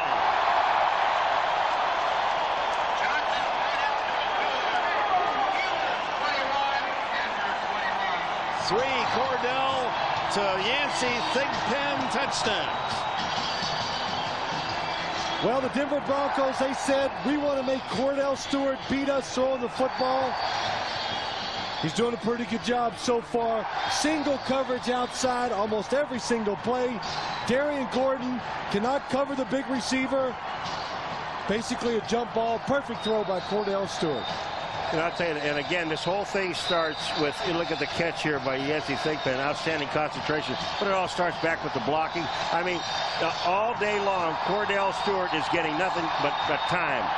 And Greg Robinson, he's putting his corners, he's challenging them. You're going to cover the receivers, man for man, no help from anywhere. And right now, the Steeler receivers, especially Yancey Thigpen, is winning that battle. 3 touchdown catches for Thigpen in the opening half. And remember, as Denver takes this kickoff with 1:05 left in the half, that the Broncos have already burned 2 timeouts. Yeah, but you also have a guy by the name of John Elway. You know, we always talk about the games that he wins in the fourth quarter. Well, I'll tell you, some of those games he does a pretty good job in the second quarter. Vaughn Hebron at the 10, and Hebron cuts it up to about the 27-yard line, and Elway comes on the field with 58 seconds left in the half. Just remember one other thing, though. When Denver's had the ball, and some of the throws that John Elway has made, Phil, he's had guys open. They've dropped the ball. So it isn't a case that these guys weren't open on the Denver side. Both pass defenses are getting beaten up pretty good. A surprising offensive show in this first half at 3 touchdowns aside. Well, when you think of games like this, when the tension is high, 2 good solid football teams, I just always expect it to be low scoring. You know, who gets the break wins the game. But today, both of these teams create their own scoring scenarios. Terrell Davis on first down gets nearly 5 to the 30-yard line. Elway will hurry them up there, or will he? Well, it's one of these, let's hurry up, but let's don't take any chances. If we get one solid play, then we keep going. If we don't, you start taking a chance once you get the clock on your side. Blitz, and down goes Elway as Kordell Lake, who had 3 sacks against Arizona last week, comes firing through from the corner. Well, this is why you be a little careful in your 2-minute offense at the end of the half, because you don't. Kordell Lake coming in on the blitz. Nobody sees him. John Elway sees him at the last second, or he would have been out of this game. Here he comes, untouched. But this is what you got to be careful about in these 2-minute situations. Now you're going to maybe give Pittsburgh a chance to get the ball back and score. Well, Pittsburgh took a timeout. They have 3. They took 1 of them. And they want to add some more time back onto the clock. They went to 34 seconds. Gives us a chance to remind you that coming up at halftime, we'll be sending you to our New York studios for the Domino's Pizza NFL on NBC halftime report. Greg Gumbel and company get you caught up on all the action from this 15th weekend of the NFL season. It's all coming up at halftime. This has been a highlight show this first half from Three Rivers. Well, remember last week, the Pittsburgh Steelers, they had 10 sacks, and guess who had 3 of them? Kordell Lake. Yeah, he had 3 of them. And that's the first sack today. Lake, the All-Pro. Elway to Davis. Davis battles out to the 27-yard line, where Mike Vrabel makes the tackle, and the second timeout spent by the Steelers to stop the clock with 26 seconds. We can update Terrell Davis's rushing in this first half. 12 carries, 48 yards for Davis. So the Steelers, that's the pro rating it, keeping him under the 100-yard mark. The Steelers tied with Jacksonville, and the Jaguars were losing at last report. 9-4 each in the Central. The Denver Broncos, whose only 2 losses have been by 3 points to Oakland and 2 points to Kansas City. But the Chiefs have played so well since October and are winning today. Should Denver lose and the Chiefs win, the Chiefs would be tied in the West, but have the advantage over the Broncos in the division. And what that does, why it's so important, it makes Denver a wild card team. You don't get the week off, and if you win the wild card game, you're going to have to go on the road at least 2 times to get the Super Bowl. And both teams playing to win their division. Tied at 21. 26 seconds. Here they come, and Ruin just did get that kick off. Blackwell, fair catch at the 30-yard line for Pittsburgh with 18 seconds.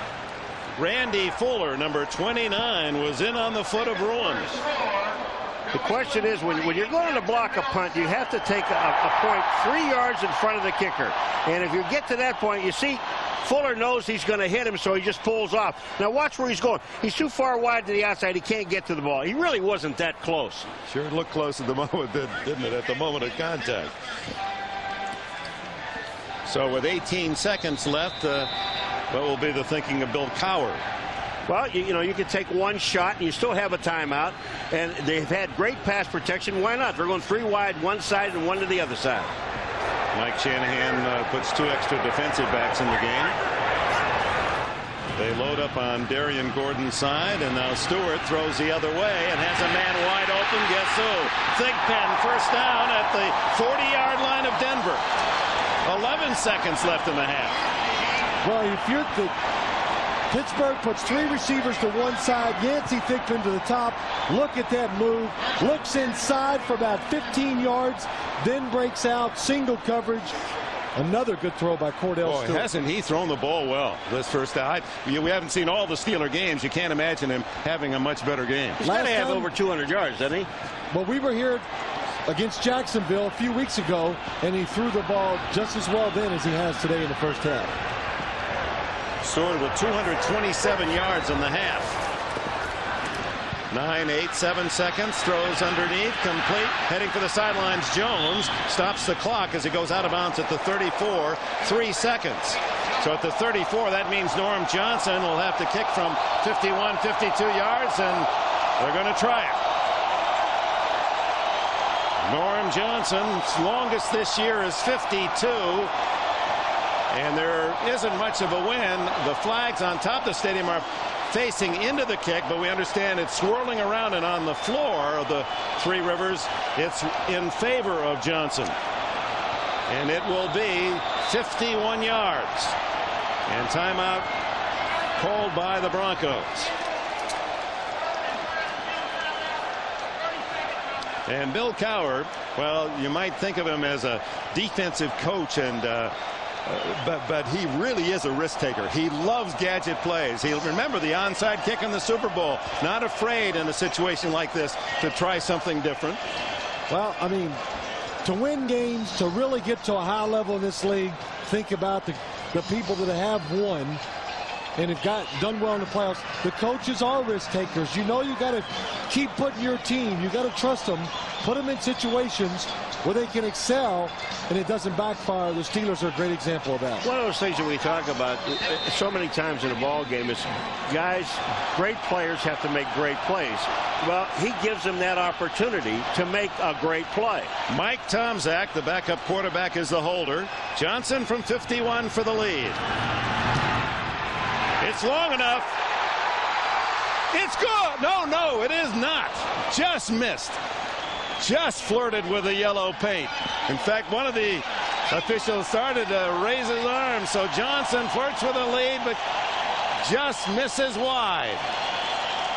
Surprisingly, has a lot of leg strength. I didn't think he could get it there, Paul. Gets it there easily. And just scrapes the outside of the upright. Oh, my. And that is the end of the first half. The Broncos and the Steelers tied at 21. And we'll be sending you to New York, our Domino's Pizza NFL on NBC halftime report, right after these messages from your local station.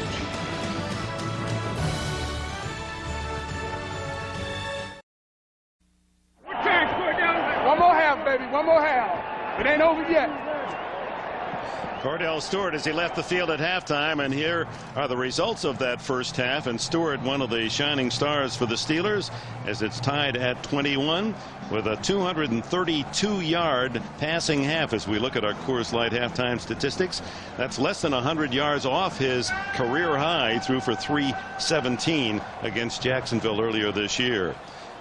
It's interesting, these two teams have been terrific when they lead at halftime. The Steelers have won every game when they're ahead at halftime this year, and Denver's on a run of 18-0 when they're ahead at halftime, so it's only appropriate that they're tied at 21. We'll see. Well, one thing they have, Pittsburgh plays extremely well here. Even the coaches told us that the last time they were here, they play well at home. And Elway said himself, we got to either win on the road now, or we're going to be on the road through the playoffs. When I look at the game in the first half, Denver, I'm interested. What are they going to do? They've got to change on defense because they're playing. Kordell's going to have to be just throwing. That is no good. We've got to change now. Yeah, Stewart has shown that he's going to find the open receivers, and they have been wide open. And Broncos get the ball to open the second half. Vaughn Hebron, a short kickoff at the 15. And Hebron twists out to the 30-yard line. Let's go to Jim Gray. All right, Dick. Well, I talked to Bill Cowher, and he said, guys, very proud of the way we held together and stuck together. He told them as they left the locker room, we must find a way. We will find a way. If you have the desire, we will get this done. They're going to continue to throw the ball to Yancey Thigpen. Now, I talked to Mike Shanahan, very disappointed in his defensive backfield. He said that Darian Gordon will stay in the game. He's going to be challenged. We expect him to be challenged, and he's going to come up big. We're sticking with him. Dick? All right, Jim. First down, Denver. Starts the second half from the 30-yard line. Elway to the sideline. Whoa! Dangerously close to being intercepted by Chad Scott. That thing never came out right. When it came out of his hand, I don't know whether it was hit, but that ball just never got there. It had to get tipped to the line of scrimmage for John Elway. Single coverage outside to throw it that far behind the receiver. All right, look at it here. When this thing comes out, it just looks like it. Well, I know why now. People at his feet, it made him jump just a little, and he twirled it with his finger, threw it inside. Down the middle, incomplete. Shannon Sharp, closest white jersey, and Sharp, who started today as the leading receiver for Elway with 58 catches, has not caught a ball yet. There are the comparisons of two quarterbacks in the first half, with Stewart out throwing Elway. And receiver Shannon Sharp with blanks. Yancey Thigpen, the leader for the Steelers, 4 catches, 3 touchdowns. He's only averaging 38.5 a catch. Tight end Sharp lines up. Elway fires, complete. And Sharp has his first catch, and it's good for a first down out at the 46-yard line. 16 on the play. Isn't it amazing how when Dick Enberg talks about a guy, he ends up making a play? Here comes Shannon Sharp. You're not going to stay blank long. And it's a nice move that he makes, Phil, that you slide into the open spot. That's the point, Paul. He slid into the open spot. Elway has a strong enough arm to throw it in there before the defense can react. He's closing in on a 1,000-yard season as well with 2 to play. They go to San Francisco next week and finish the season at home against San Diego. Terrell Davis drawing the crowd. Plugs for a yard or so. Earl Holmes and others in on the tackle. I heard we were talking about what an advantage it is for Pittsburgh to play here, how good they play.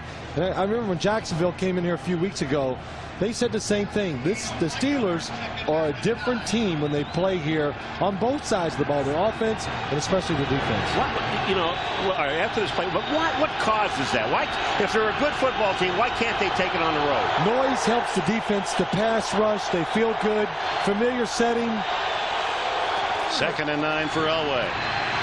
Fires complete, and that's a tough catch as a crowd of 3 around Willie Green, and the veteran pulls in the ball for a gain of about 10. It's going to be close to a first down. Myron Bell and Carnell Lake were there on the tackle. I don't know whether to say this is a tough catch, a great throw, or kind of because he's well covered, and Elway just throws a rocket in there, and Green does a good job.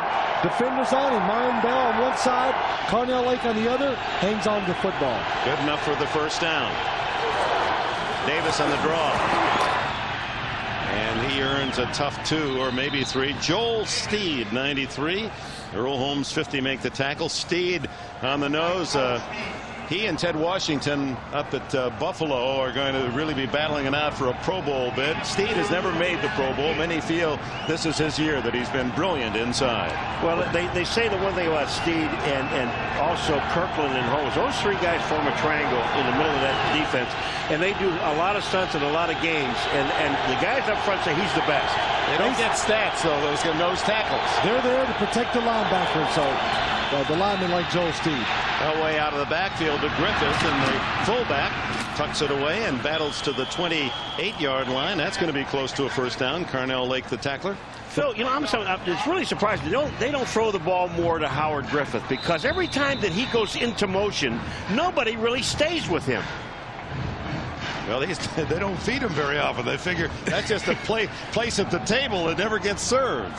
Well, what happens is, Paul, every time he really goes in motion, you're just seeing the Steeler defense in a zone, so it looks like nobody's going with him, because when you're in a zone defense, when people move, you just kind of stand there and you react, and you wait for them to come to you.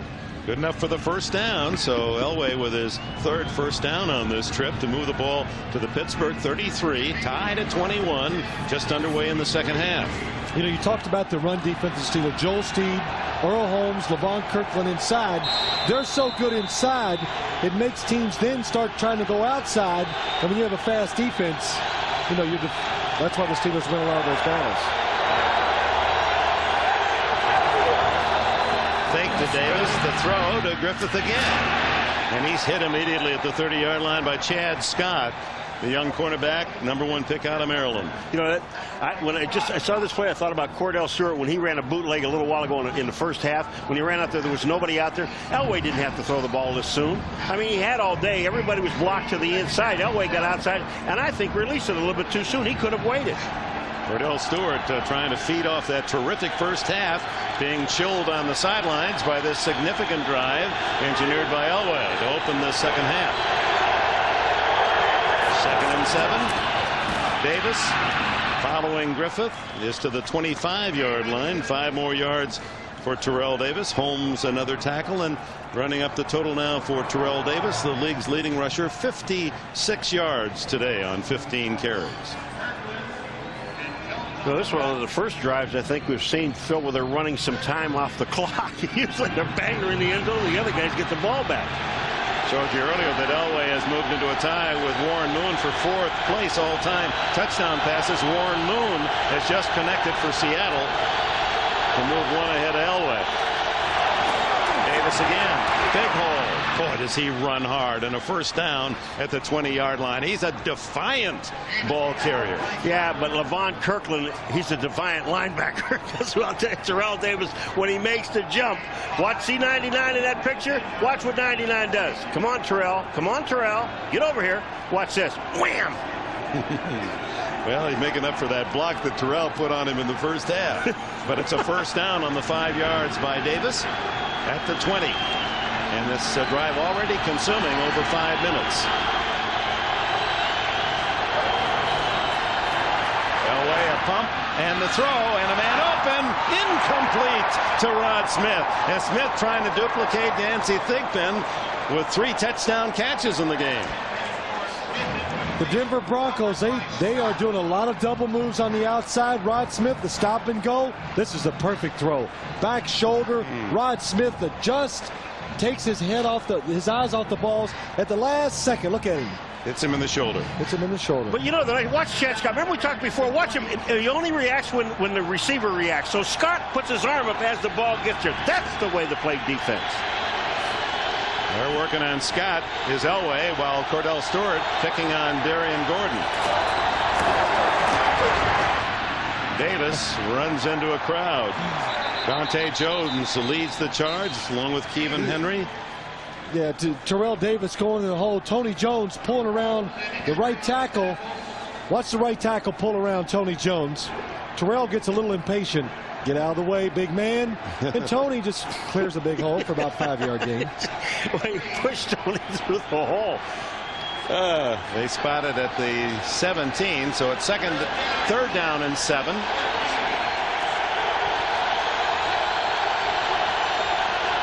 6-minute drive. Elway sends Davis way out to the right this time and brings him in motion to the inside. Fakes to him. Throws incomplete to Griffith. Covered well by the Steelers, and Nolan Harrison was the man that shot through to hurry Elway's throw. Nolan Harrison did not worry about any kind of fakes or anything Elway's going to do. Look at 74. I've got Elway. You come outside, I'll make you throw the ball. He does. They drop it. On comes Jason Elam to try the field goal. It'll be about 35 yards. Looks as if they'll set it right at the 35. Elam, who has been deadly from inside the 40 in his career, 93 out of 100 inside the 40. And the Broncos take the lead. 35-yard field goal. Jason Elam, 24-21. The NFL on NBC is brought to you by Ford and your Ford dealer. Have you driven a Ford lately? By Staples, the office superstore. By IBM, solutions for a small planet. And by American Express. Wherever you are, whatever you're doing, American Express helps you do more. Monongahela and the Allegheny working hard to form the Ohio again today here in the city of Pittsburgh. As we remind you tonight, it's bloopers first at 7, then a new time, Dateline, special time of 8, 7 Central, and then the movie Terminal Velocity, Charlie Sheen and Natasha Kinski, all on NBC this evening. But Dateline, a new time on this Sunday at 8 o'clock. Are you on bloopers, Paul? You should be. I mean, it just... He could have his own show. Yeah, it would just kind of like... It just goes together. Paul McGuire and bloopers. I'll do that. All right. 24-21 as Denver strikes first in the second half. Down it comes to Andre Coleman. Coleman reverses his field. Leaves his blockers and makes it to the 23-yard line. 24-21. Denver leads here in Pittsburgh. We'll be right back.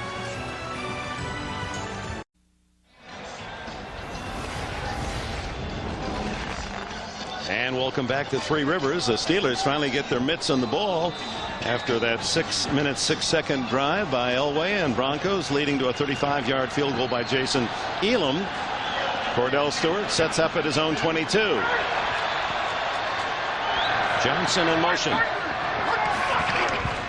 And Jerome Bettis off tackle. Breaking tackles out to the 29-yard line. Tim Lester, the fullback, leading the way. And the value of Lester, the fullback from Eastern Kentucky. He was a teammate of Bettis with the Rams. Look at it, 34. Blocks Atwater. 34 off Mobley. 34 Lester seals against Mobley. No wonder Bettis took him to the Pro Bowl when he made it in 1994. He should. Any good running back, though, in the NFL, almost always, except maybe for Barry Sanders, has a good lead blocker in front of him from the fullback position. Stewart wide open as Thigpen. First down at the 44. Gordon and Atwater make the tackle, and they continue to go to Gordon's side of the field. For those of you who have not been with us, first half, Yancey Thigpen, a career game in 30 minutes. 3 touchdown catches from Kordell Stewart. 33, 69, and 20 yards for Thigpen. Now, the one thing that people didn't see that just joined us is the moves that this guy has made. He has really gotten himself open. Thigpen from Winston-Salem State. Bettis ad-libs his way and powers out for a couple, makes at least 3 yards before Crockett and Gordon can make the tackle. Neo Smith, number 90, came over here from Kansas City. He's had a pretty good first half. He's on Jason Strozak, went to make a move and fell down. That's the old fall down move. Jerome Bettis now with 61 yards and Terrell Davis 64 yards. So their little individual rushing battle separated by only 3. Stewart, 2nd and 7. Slips as he throws, and it's incomplete. Intended for Charles Johnson. Darian Gordon diving in to defend. Phil, you can describe his throwing motion, but back there between the 45 and the 35-yard line, there's a piece back there that he slips on. Watch his leg go out. His front foot, Paul, good observation. His foot slips, and what that does when you're your foot slides out from under when you're a thrower, it makes your arm actually speed up. That's one of the reasons why the ball went down outside. Oh, 3rd down and 7 for Pittsburgh. That little space out there, that's where second base is, and that's a different part of the field, a different part of rug. I always hated this field for all those infield spots. Out of the shotgun, Stewart. Whoa! Shooting through and a fumble. And a flag down. There may have been a face mask on the play as the Broncos come with Tim McKyer, the veteran corner. But did he get a piece of Stewart's face mask in making the tackle? They are calling a face mask on McKyer. But now the referee is back in back. They're calling it face mask. McKyer, I mean, that was terrific what he did when he saw Kordell Stewart getting his arm back. He jumped straight up in the air right at him. But the problem was when he came down, he caught his face mask.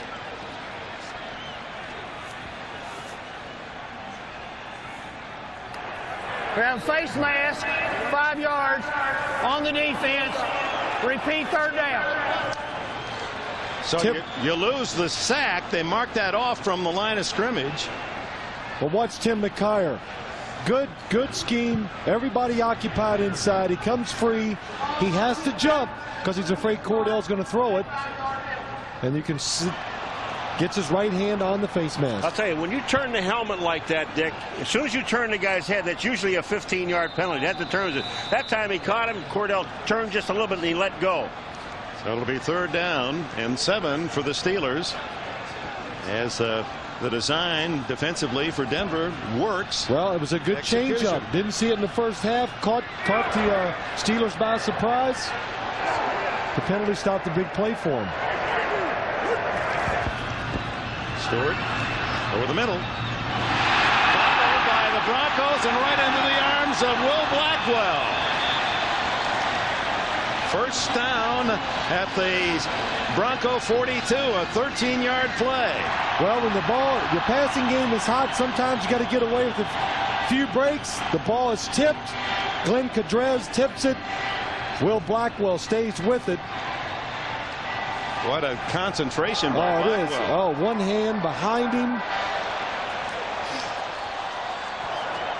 We talked about Denver, 2 change-ups already in the second half. They blitzed, hadn't seen that one. And that time they played a real soft zone behind all the receivers, trying not to give up those big plays. First down at the 40.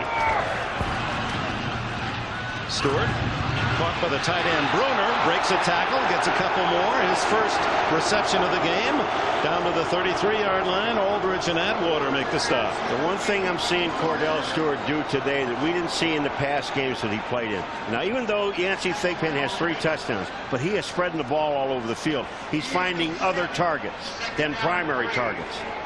Well, when they were singled outside, Paul, when they were single-covered receivers, he's throwing to them.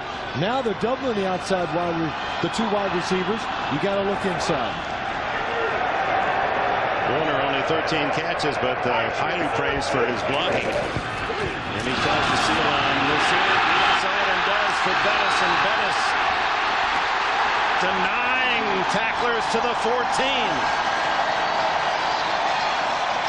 You know, we talk about the blocking of Tim Lester, and there's a reason for it. I mean, the guy gets out in front of Jerome Bettis. Jerome Bettis loves to follow this guy. There's excellent blocking along the line of scrimmage. Here comes Lester. You see the kick-out block he makes right there. That opens a hole for Bettis. And when Tim Lester came in yesterday, the nicest guy you ever want to see, but when he blocks, and oh, he's right there. He just knocks him out of the hole. He get good block. Tim Lester just does a terrific job. And really, Dick, talking to him yesterday, Tim Lester said to us, you know, I don't care about carrying the ball. I only carry it 2 times. Boy, he's a tremendous lead blocker for Bettis. First down as Stewart looks, fires, complete to Johnson. Out of bounds at the 11-yard line. Ray Crockett, the defender. Johnson, who missed 3 games mid-season with a knee injury, now back in full form. The #1 pick 3 years ago by the Steelers from Colorado. Bill Coward Said he's really watched his language since he had some problems earlier in the year. He said he was embarrassed. He apologized. And he said the worst part was when I got home, my wife Kay said she had to explain to my family what I said, or at least my lips were being read to say on national television. He said, I have no excuse for that, and I tend to be an example, and I'm not going to do that anymore. More power to him. And that's tough to do. It tells you a lot about Bill Cowher. He has to think about it, because, Dick, we know in these games everything is so spontaneous, so emotional. For him to watch his language, which he has, I give him a lot of credit. And it sets a very good example for the young kids watching the game. Justin Strelzik leaves with an injury, and Jim Sweeney, the veteran center, has been moved out to tackle. Dick, I don't know what happened, because when they broke the huddle, Strelzik went up to the line of scrimmage and he started limping. He brought himself out of the ball game. Have to hurry now. Play clock down to 4. Bettis breaks some tackles at the line of scrimmage. No gain turns into 6 yards, and Braxton saves the touchdown. You know, go ahead. But what happens, really, Paul, it's a good job of the defensive line of the Broncos. They're going to get up. They stop the rush by the offensive lineman, but nobody can get free to get their arms around Bettis. He has the speed for a big man to kick it outside. And one thing that Bettis does on this play, though, he's so patient on the play.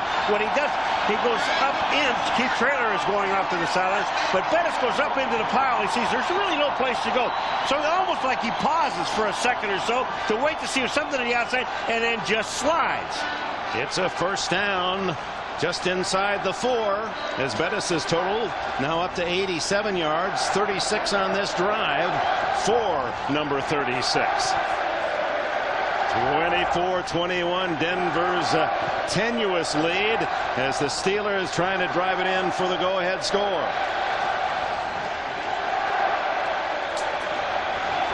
This is an impressive drive.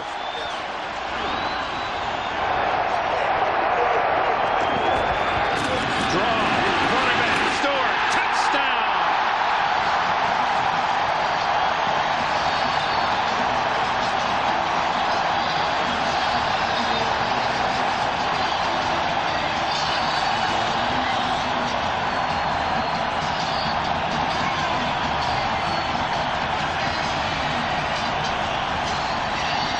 Young Kordell Stewart, in his 3rd year, no longer Slash. He is the man, as he wants to be called, the man, the quarterback. 3 touchdown passes and now a touchdown run to give the Steelers their first lead of the game.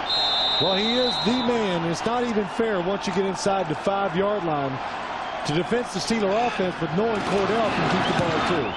Norm Johnson has the extra point, and Pittsburgh leads 28-24. You're watching the NFL on NBC.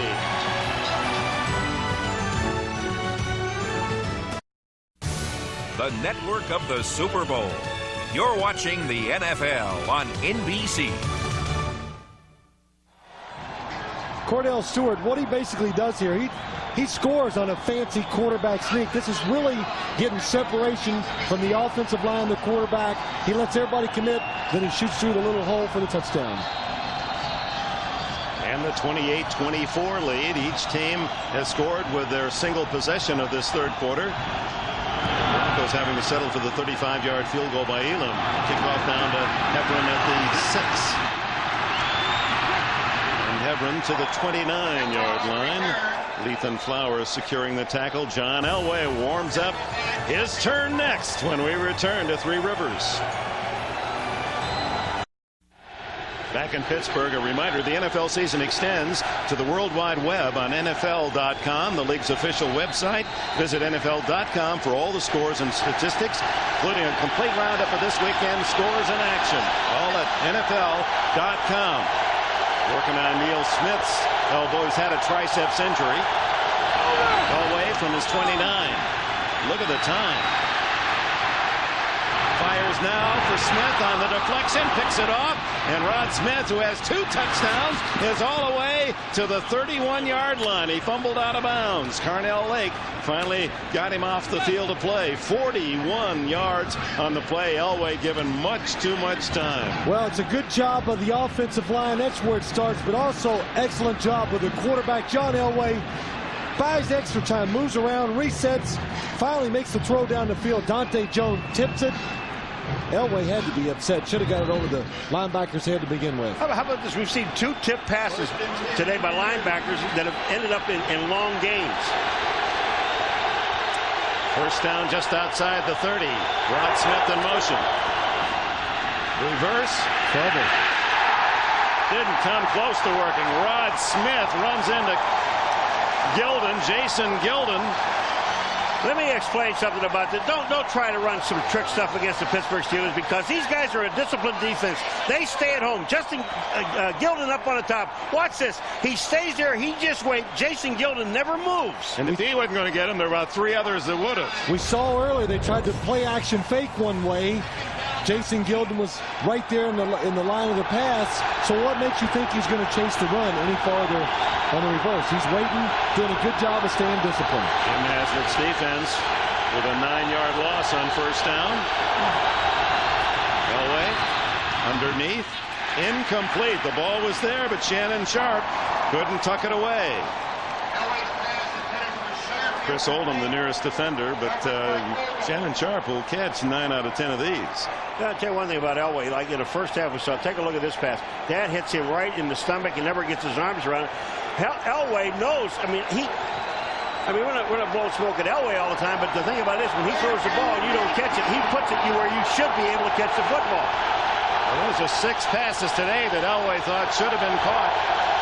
3rd and 19. Trying to get in field goal range, Elway. Intercepted, a diving interception by Myron Bell.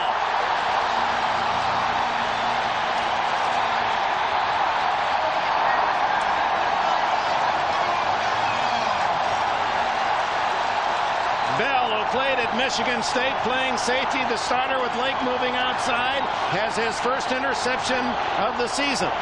Myron Bell is doing an excellent job of covering Shannon Sharp today. We've seen 3 times he's cut underneath him trying to make the play.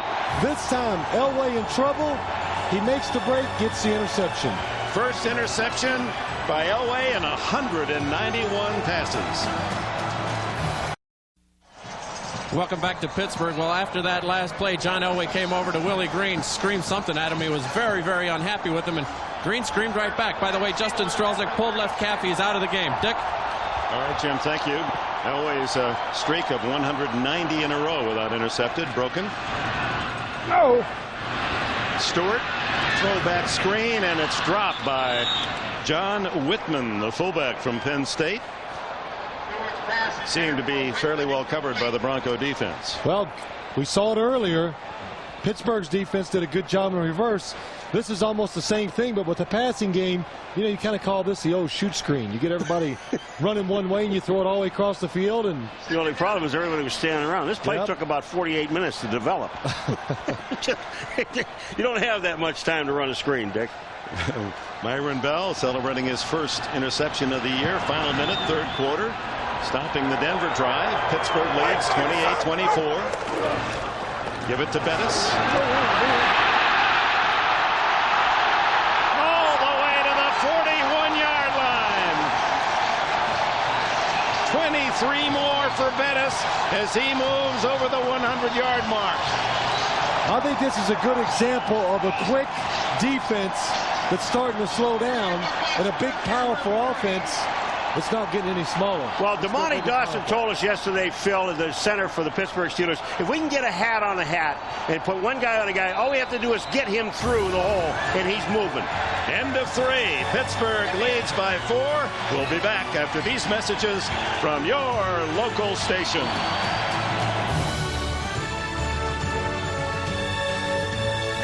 By the authority of the National Football League and is intended for the private use of our audience. Any rebroadcast or other use of this telecast without the express written consent of the NFL is prohibited. The December scene in Pittsburgh, Pennsylvania. Light snow, 28-24 Steelers. First down as we open the fourth quarter. Kordell Stewart off play action. Hit. Throws incomplete. Neil Smith was the man pressuring Kordell Stewart. Let's go to Greg Gumbel in New York. All right, Dick, in Kansas City, the Chiefs are rolling it up against the Raiders. Rich Gannon rolls, stops, comes back this way. This is a 2-yard touchdown pass to Tony Richardson to boost the Chiefs to a 30-0 lead. Dick, over the last 2 weeks, the Chiefs have outscored Bay Area teams 74-9, and there's still 5 minutes and change remaining in Kansas City. All right, Greg, and they don't allow any scores in the second half. The Chiefs win how many games? Like 7, 8 games without allowing a touchdown to the opposition in the second half. Jerome Bettis, now there's the key, unable to turn running north-south, still running laterally. Then he's a different target as Keith Traylor makes the stop. Well, that's what they talk about, Jerome Bettis. If you can get him going left and right, now you have a shot at him because he's not at full power. But when Jerome Bettis finally hits the hole and his shoulders are square with the field, man, look out. Because when you take a look at it, after the hit, look at the yards he gets. Yeah, you don't want that bus to get in full gear going straight ahead, do you? Want to keep making those little soft swings. Yeah, we'll keep him in the parking lot. That's it. Not many bus stops here for the Denver Broncos. That was one. 3rd and 13. Stewart, plenty of time. Complete to George Jones.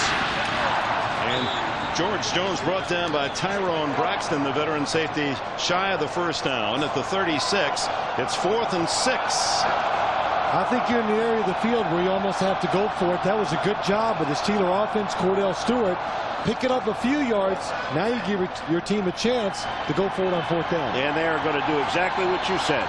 They're going to go for it. Well, because a missed field goal, the spot would be out about the 43, 42-yard line, would give Denver much too good a field position. You might as well, you're going to fail. You might as well fail from right where the ball is spotted now. And Paul, you know how we know how you punters are. What happens? You get it on the 36, and most of the time you punt it in the end zone anyway. Well, they ran out of time, so Stewart had to use a timeout. He started to set the line. It was already at 1.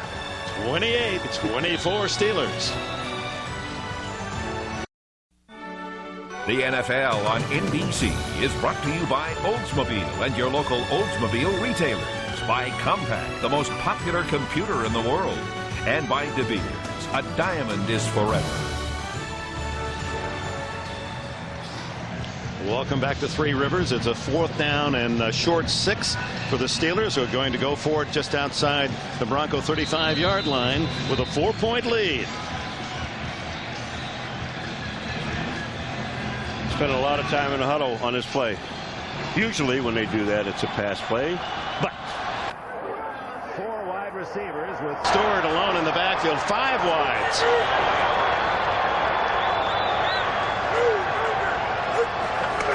Here come the Broncos. The shovel pass, and it's going to work. Courtney Hawkins, first down at the Broncos 16-yard line. You know why this worked? Kordell Stewart made it work because he waited for Hawkins to clear. Bill Cowher loved it, a 20-yard gain. He's out past the numbers. His lips go. No, I won't say that. He's got that thing going out. He gets excited. Someone gets real close. He's going to knock his chin off. Watch Kordell Stewart here, Phil. Watch him wait. He waits. He draws Atwater up, and once he gets Atwater beyond, Courtney Hawkins is wide open. It is all Kordell Stewart. That's a great call. Stewart to the sidelines, complete to Yancey Thigpen inside the 10, twisted down. Darian Gordon and John Mobley. Watch what the Steelers do on that last play, Paul. The shovel pass. Kordell's coming this way. Steve Atwater, once he comes up the field, Blackwell goes underneath him. The way you have to defend that play is Steve Atwater's got to stay back and play in between because Kordell's going nowhere. But of course, quarterbacks running the option play in pro football. That's true. That's right. Over 300 yards passing now for Kordell Stewart. 2nd down. Bettis picking a hole, and battling to the 6. That'll be close to a first down. Aldridge and Mobley, the linebackers, able to drag down the 243-pound Bettis. Let me ask you a question. You know, when you see this option play that Kordell just ran, right. You're playing this team. How many times would you really work against this play? Denver probably did not work against it once the whole week, because I don't think the Steelers have run it since the Jacksonville game, and usually only scout 4 games back, and that's been 5 games ago that was the play in which Bettis scored in overtime to beat Jacksonville. They ran it twice against Jacksonville, and it worked big both times. Oh, Mike Shanahan's team denied on the interception by Byron Bell, and now the drive engineered by Stewart.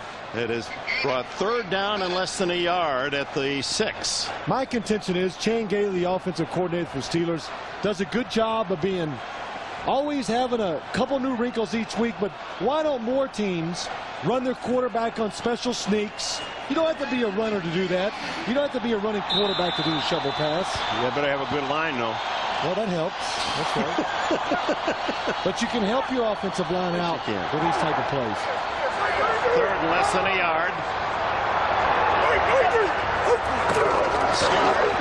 Easily picks up the first down inside the 5. Now, how often do we talk about the quarterback sneak? Take your time as the quarterback. Chan Gailey, the offensive coordinator, says Kordell Stewart is the best sneaker he's ever seen in professional football. And you think, well, that's kind of funny, but really, there's a little art to this. Being patient. Of course, he's athletic, really helps, but does a good job of letting the block set up. The first time he ran a quarterback sneak, Phil, he kind of waited and went out to the outside. This time he just took a sidestep and just went down underneath all of his linemen. Perfect. This drive starting after the Bell interception. Now the 10th play, 1st and goal. Stewart to the end zone to Thigpen. Almost intercepted by Gordon, and he did intercept. As they struggled in the end zone, Gordon had the leverage on the roll and comes up with a critical pick. I'll tell you, this was dual reception at one time. And if Yancey Thigpen is strong enough to hold on to it, he can take it away from Gordon. And if they come down simultaneously, it goes to the offensive player. Here it is with Gordon and Thigpen. Look, they both have the ball. Right here they both have it. Then Gordon pulls away, rolls over, and has the ball in his hand. His 4th interception of the season, and does that ever deny Pittsburgh a big score that could have put them 11 points in the lead? And now it's the Denver sidelines that celebrates. The Broncos back with the ball. The NFL on NBC is brought to you by Domino's Pizza, delivering 1 million smiles a day. Call for pizza now and share a smile during the game. Welcome back on the touchback. Elway starts at the 20, trailing by only 4.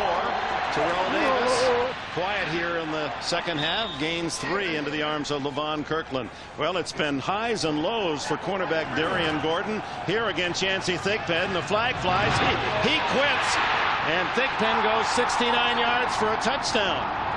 One of his 3, and then Kordell Stewart trying to give Thigpen 4 touchdowns, pass a little short, and Gordon out-battles the receiver for the interception. Big play. Second down, Elway. Steps up and throws, incomplete, intended for Rod Smith. Myron Bell covering. Let's take a look at other scores. Kansas City rolling against the Raiders. That game almost over, already the 2-minute mark in the 4th. The Bays, Green, and Tampa, and the Packers in the lead. New England tied for 1st. Jacksonville tied for 1st in their respective division. Patriots will see them next Saturday. The Giants continue. Jinx. Boy, that's a great job by Jim Fossil. He'll get a lot of votes for Coach of the Year. Chicago trying to upset Buffalo. Seattle and Baltimore tied. Here, 28-24. 3rd down, Elway. Lots of time to the sidelines, complete. 1st down to Willie Green. Just stationed himself, a statue on the sidelines, and Elway guns him a 13-yard pass. To throw a ball like this in the National Football League, it takes a lot of time. But watch the blitz coming inside. Here it comes. Darren Perry coming late. Look at the pickup. Shannon Sharp in the backfield does a good job. And Green going down the field, fakes like he's going long. He stops. Elway with a strong arm gets the ball before Fuller can make the adjustment. He might have yelled at Green, but he also went back to him. At the 37, Terrell Davis on the toss. Earns a hard yard into the arms of Joel Steed. Let's go to Greg Gumbel. All right, Dick, for Pittsburgh fans, the news is still pretty good out of Jacksonville. Mark Brunell, second time today, a touchdown pass to Keenan McCardle. This one good for 12 yards, but they go for 2 to try to pull to within 8. The pass to Willie Jackson falls harmlessly to the turf. It's a 23-13 lead for the Patriots. Just over 5.5 to play in regulation, Dick. You know, you've never said that. Harmlessly to the turf. Gonna borrow it, though. Everything's free. Yeah, that's right. Elway on 2nd and 9. Hit from behind as he throws incomplete. Howard Griffith was in the area. Dante Jones, it appeared, got in behind Elway. Well, they're coming on another blitz. Dante Jones, number 54, keeps working. It's a good job because Howard Griffith is out in the flat. Nobody covered him coming out of the backfield. Boy, I tell you, Howard Griffith, if he catches the ball, he picks up 30 yards because there is absolutely nobody out there. Elway did not have time to throw. Elway harassed, but not heavily by this pressing defense in Pittsburgh. 3rd down. Patiently waits and throws incomplete. Kordell Lake on Patrick Jeffers, and now a late flag. This was thrown by the back judge, and I'm talking about way downfield. You know what, though? What always alerts me right away, and I don't know if he interfered or not because I couldn't see, but Kordell Lake, as soon as the ball was thrown and went by him, he raised his hands up. And that tells you he did it. Well, that makes me illegal wonder. contact on the defense, number 37. 5-yard penalty, automatic first down. See, that's not pass interference. If it's pass interference, is that where the ball is to be caught. Look down at the bottom of the screen. Well, they're booing that because there's, you know, even on the scoreboard up here, they're seeing the end of it. But it was a holding call. You can't grab the guy. So the first down extends the drive for Denver at the 43. 8 minutes, 45 seconds left, and Elway guns a long bomb for Smith. Incomplete off the fingertips at the 12-yard line. And does he, in the last 3-4 steps, break away from defenders? We've seen it all day. They seem to have him well covered. Look at this. Well, you know, from up here, it looks like there's no way he can get to this ball. Not from what you're seeing, but from what we see. And it looks like, and all of a sudden, he just outruns the football and almost made the grab. How many of those have we seen today where the ball is in the receiver's hands, but they can't quite come up with the catch? Elway this time, well, he goes, well, I've seen it all day. He doesn't get too excited about it. 2nd down 10. 28-24, Pittsburgh leads. Incomplete through the hands of Shannon Sharp. And another ball not pulled in. So Elway has really been bedeviled by his own receivers. Well, I'll tell you, Shannon Sharp could just feel Kirkland coming. Watch LeVon Kirkland, number 79. You could feel this guy coming, and he also just let him know you're there. Well, you know the old saying, you're going to get hit anyway. Catch it. Kirkland. That's a linebacker, folks. That's not a defensive lineman. That's why you know that. The good Reverend Dr. Kirk. They call him captain, too. 3rd and 10, Elway. Throws quickly and complete, just shy of a first down to Patrick Jeffers. Chad Scott all over him, makes the play. And let's see where they spot. The Steelers think it's been too generous a spot. It is, Dick. It really is. If they mark that ball at that line, this is too close.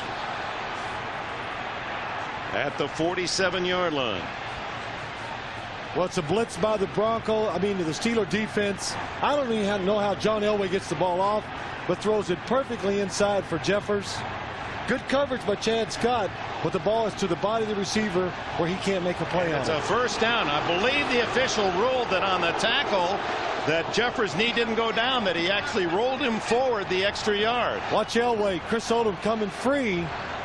Well, doesn't really deliver a real big blow, but Still, John Elway sees him coming, stands nice and calm, and throws the ball where he has to. I'll tell you, he ought to go after the game and thank Chris Odom, because Chris Odom could have put him back in next week sometime. He really did let up on the play. That was really a nice play by Odom. This intense game, this intense week, and the drama high with 8:09 left in the fourth. First down to Davis. And Davis again.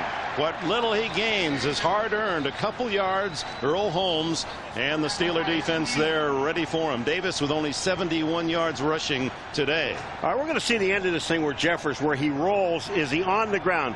Here is the catch, and watch where he hits. The ball is here. Now, is he down yet? The knee is down. I'm going to tell you what. They gave him an extra yard on this play. This was a terrible spot for Pittsburgh. Or a great spot for Denver. There you go. I got it. Second down and 8.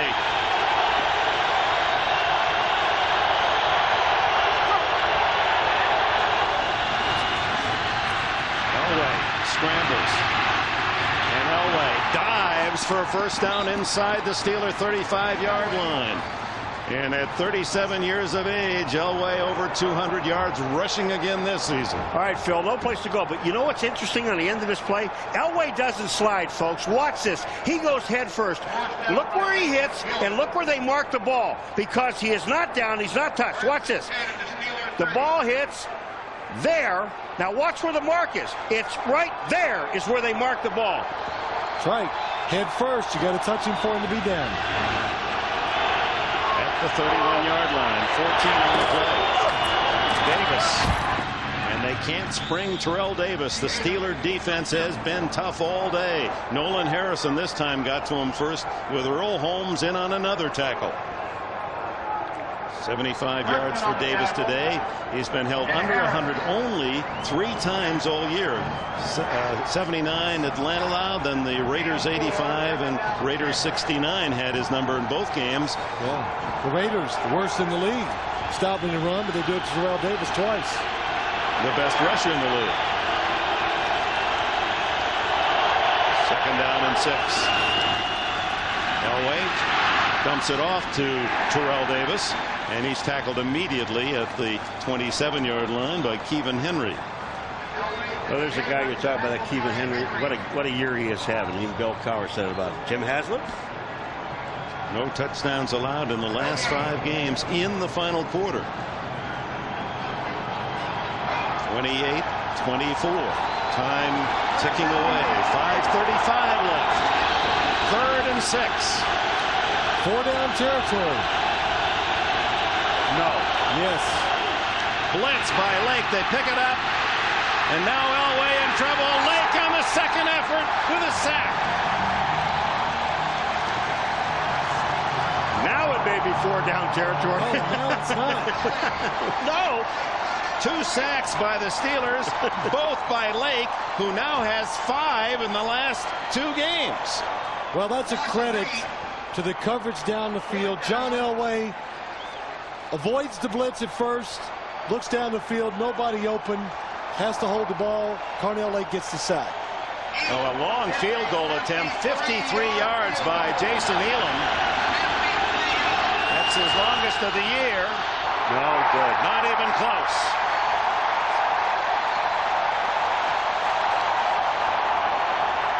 Steelers lead remains 4.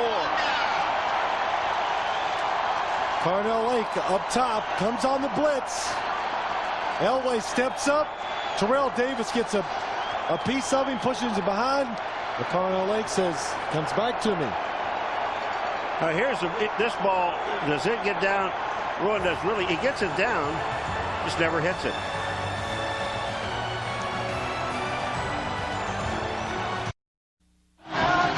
John Elway, the master of drives late in the game, hopes he gets another chance, but his team missing a field goal has presented the Steelers with great field position at the 43.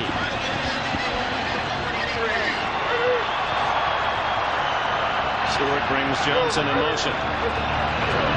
Tosses to Bettis. He turns upfield and crushes to the 49, a gain of 6.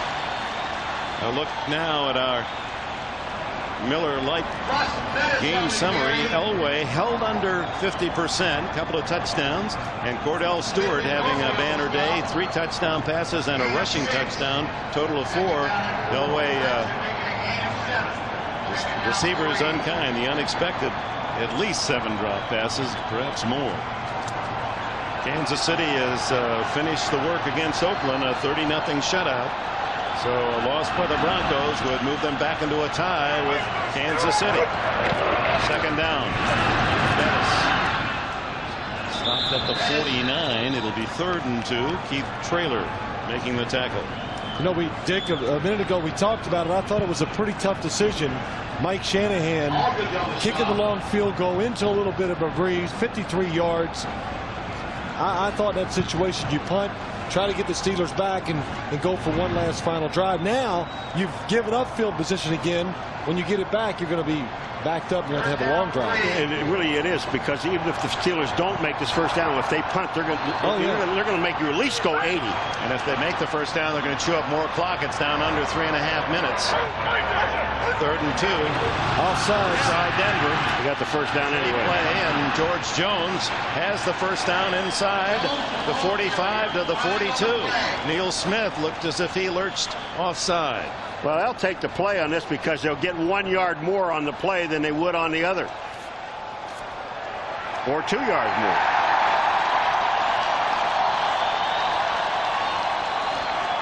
And now the clock management is crucial. Denver has its 3 timeouts left. Offsides on the defense, number 93. Penalties declined. First down. They call it on Traylor. Appeared to be Neil Smith who bumped offside. Right on the top side. There's offside. That's Neil Smith. The Steelers do such a good job on 3rd down. They're the best in the National Football League at picking up 3rd downs. And that was a good example. You think they're going to throw, Kordell's going to run. They do a toss to the outside, pick up 5 or 6 yards. Bettis gets a yard when most backs would have lost 1. Yeah, but Steve Atwater is on a blitz, and he's the guy that came in and just jammed it up in the middle. Might not have made the tackle, but number 27 made the play. Denver uses one of those timeouts. 3:13 remains.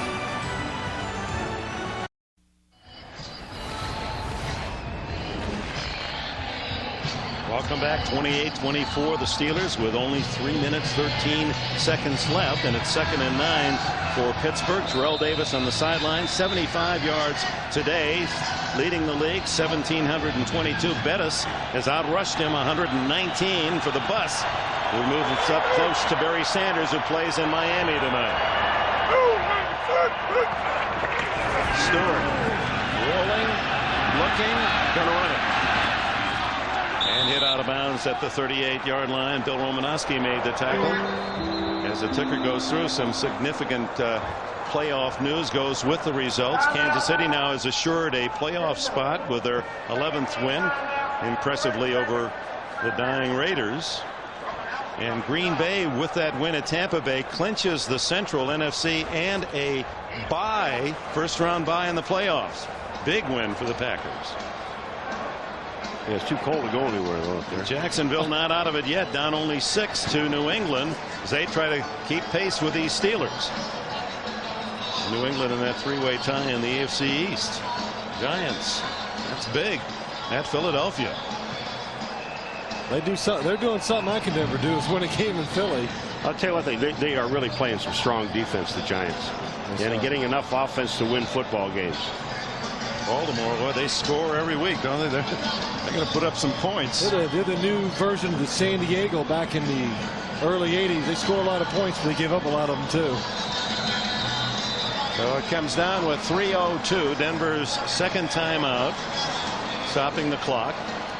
And now a very important 3rd down and 6. The last play was important. Bill Romanowski kept containment on Kordell Stewart. That's what you have to do if you're an outside rusher. Don't let him get out of the pocket. The toss to Jones on the sweep left. And he's met, charges forward to the 34-yard line, where it's going to be 4th and 2. Darius Johnson makes the tackle.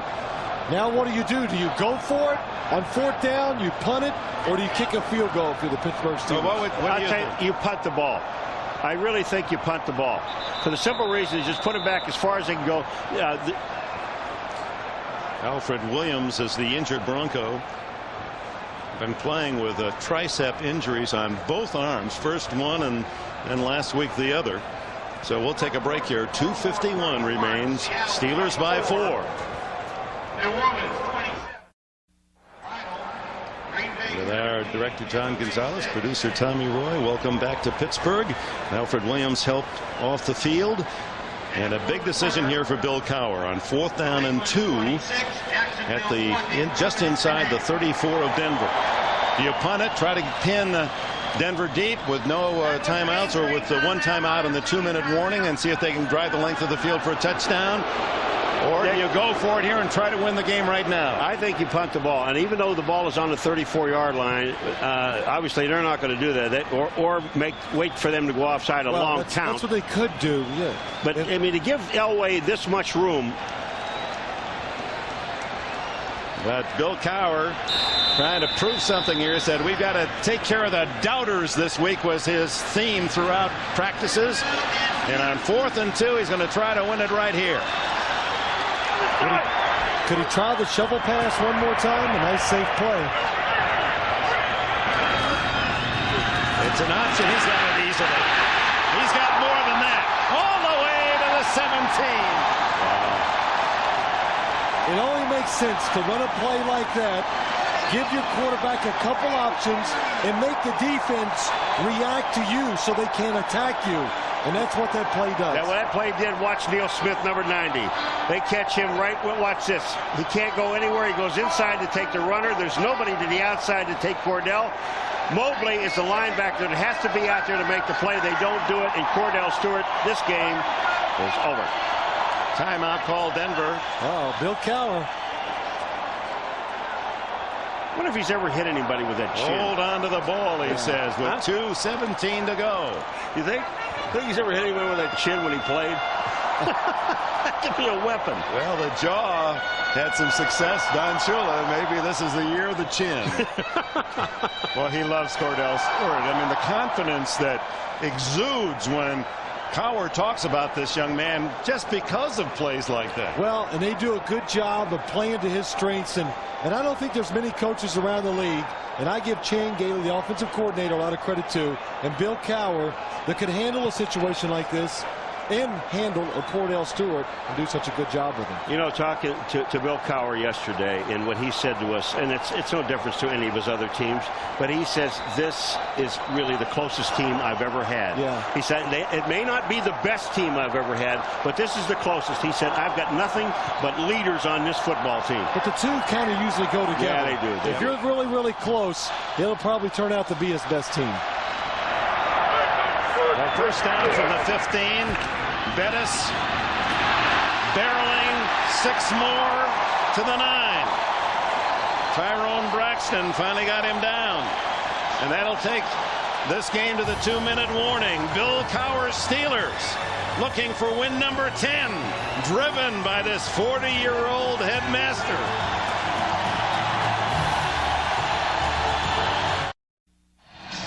They're on their feet and roaring here for 2 reasons.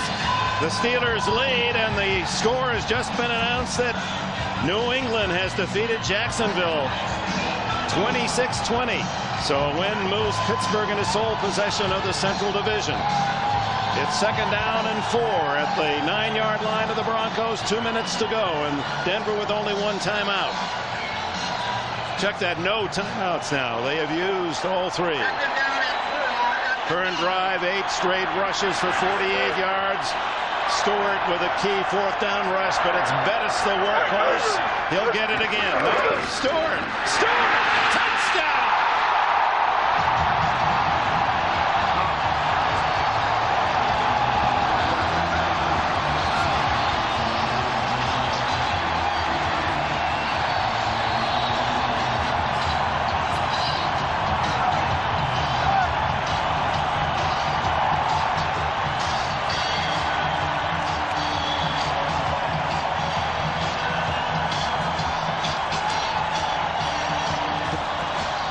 That was such a wonderful sequence of television shots. You had the remarkable Cowher, a special teams player when he was in the NFL, wild with emotion, and hired by the placid, calm Dan Rooney. A Rooney smile is like cartwheeling the 100 yards of the stadium here at Three Rivers. Kordell Stewart, a 5-touchdown game, 3 passes and 2 runs for this incredibly talented young man. Well, it is a little quarterback sneak with the defensive line taking chances, trying to get to the backfield, make a play. Nobody there to look after the quarterback. And just like I was saying, I just assumed Bettis would get the ball, and so did the Broncos. And here comes Bill. Watch out. Watch out, he might want to kiss you. That's it. Don't let him kiss you, but that's okay. I mean, I think it's pretty exciting and extraordinary, really, that the head coach just lets his emotions go, and just lives along with the players and enjoys it.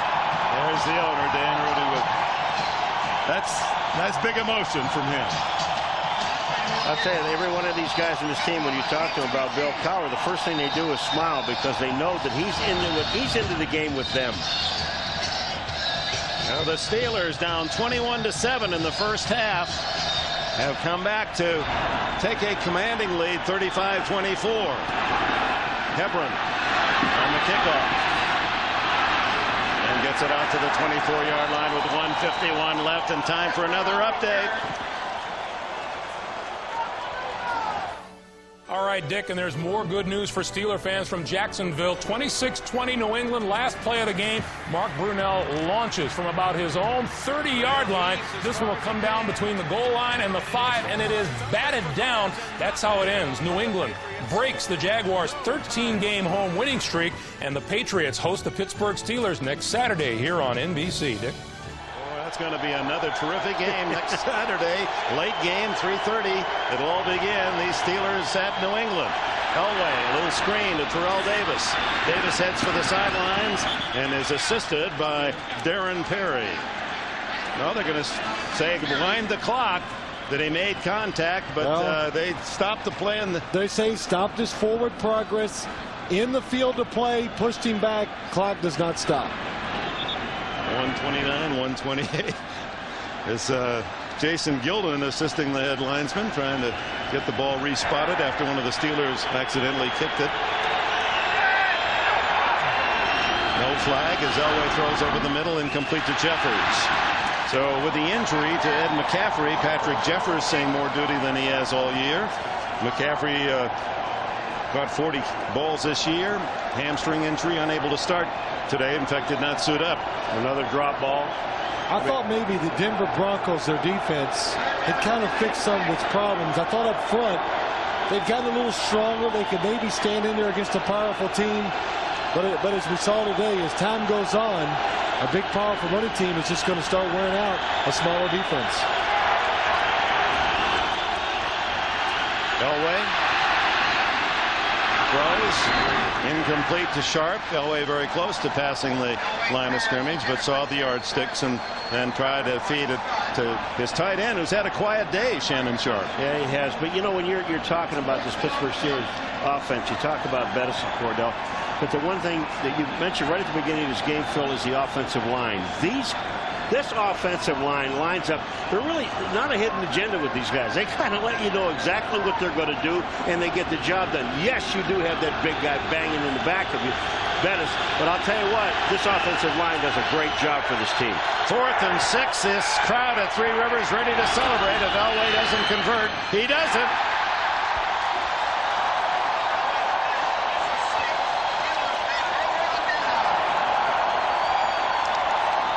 The Steelers take over on downs. Well, Elway does the right thing in that last drive. Don't get hurt. That's true. That's it. You know, they're blitzing. The game is over. His main objective is just to, if they give you a chance, take it, but don't put your body at risk because you got to play for the next couple of games in the playoffs. But this game did live up to everything we thought it was going to be. We thought it was going to be a great football game, and that it was. Well, the Steelers have clinched their playoff spot. They go to New England next Saturday and then to Tennessee. This is their last home game of the regular season. And for Denver, it doesn't get easier. They have to go to San Francisco next Sunday and then home against San Diego in the finale. And it's the first time that the Broncos will look up at the scoreboard and say, boy, we just barely lost. The other two defeats by 2 and by 3 points to Kansas City and Oakland. Kneel down by Stewart. In a game like this, when you look at the film, there's a lot of if we'd have done this and if we'd have done that. Well, you know what? I don't think so. I believe you look at the film and you go, man, they were just stronger than we were today. That was my sensation watching the game.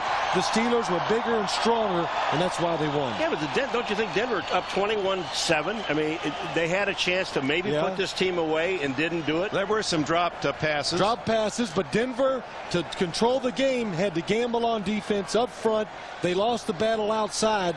That's where they thought maybe they had a chance. The passing game beat the Denver Broncos, opened up the running game. Kordell Stewart with the final play of the game. And that'll be a football that, well, Jerome Bettis was able to rip it away from Stewart. And Bettis runs to the sidelines, going to give it to someone. I think Kordell wanted that one for his dad. Two outstanding teams. Two teams will be in the playoffs. Two teams, like so many in the league, capable of going a long way once they get there. Let's go to Jim Gray. All right, thank you very much, Dick. Kordell Stewart getting congratulated by the Broncos. Congratulations, you're in the playoffs. You're down 21-7. What went on over on the sidelines? Because you're playing against what came into the game as the best team in the AFC. Well, you know, I just went to the sideline and I saw the way things were going. I was looking at the coverages and, you know, there's a few things that I should have completed I didn't. I mean, well, you saw something with Darian Gordon. What was it? And then I just talked to Chan on the phone. I said, let's run a certain route, and it started happening. And the more we ran, the more we wound up completing them. And it's just a matter of just taking our time, moving the ball down the field, and just scoring some touchdowns. And we wound up scoring some touchdowns to win the game. How did you find your composure? Because Bill Cowher said there's got to be a way. We will find a way. How did he calm you down? Well, you know, it was just the thing I had to deal with. It wasn't the coaches telling me just to go out and relax. I mean, because they tell me that every week. It was just a matter of me basically going out, relaxing, having fun, enjoying myself, knowing what was going on, and just because all practice, you know, things went well, all practice, and it was just a matter of taking what I did at practice and applying it to the game today. You have kind of reinvented the quarterback sneak. It used to be a guy just kind of took it and fell down for a yard. Tell us about the last couple of quarterback sneaks and the touchdown. Well, I tell you, I can't remember the other one because the touchdown stands out more than anything, but I can remember Coach Malarkey, the tight ends coach, saying, you may go for a touchdown. And I'm sitting there saying to myself, yeah, right. And everybody saying, don't go over the top, make sure you keep your balance. And when I went in there, they had the left guard over to the left, and the linebacker was head up. The mighty hit him, and it was covered too. And I said, oh, my goodness, I may score, so I need to hold on to the ride. Congratulations, Kordell. I know you have a lot of fans back in Colorado, and you showed them something other than a Buffalo uniform today. Yes, I did. I like to say hi to everybody back at, I guess I can say home in Colorado and also in New Orleans. And sorry we beat the Broncos, but, hey, we had to do it. We'll see you next week in New England. All right, Dick, let's send it back upstairs to you. All right, Jim. Great job. Well, the Steelers defeat the Broncos, and Jerome Bettis, well, when you have all those people riding the bus, sometimes you get a refund. And that might have been Jerome's mother. It is his mother, we understand, from Detroit. She raised a family of bowlers. They're all outstanding on the lanes, but this guy, he just bowls over humans. The Steelers and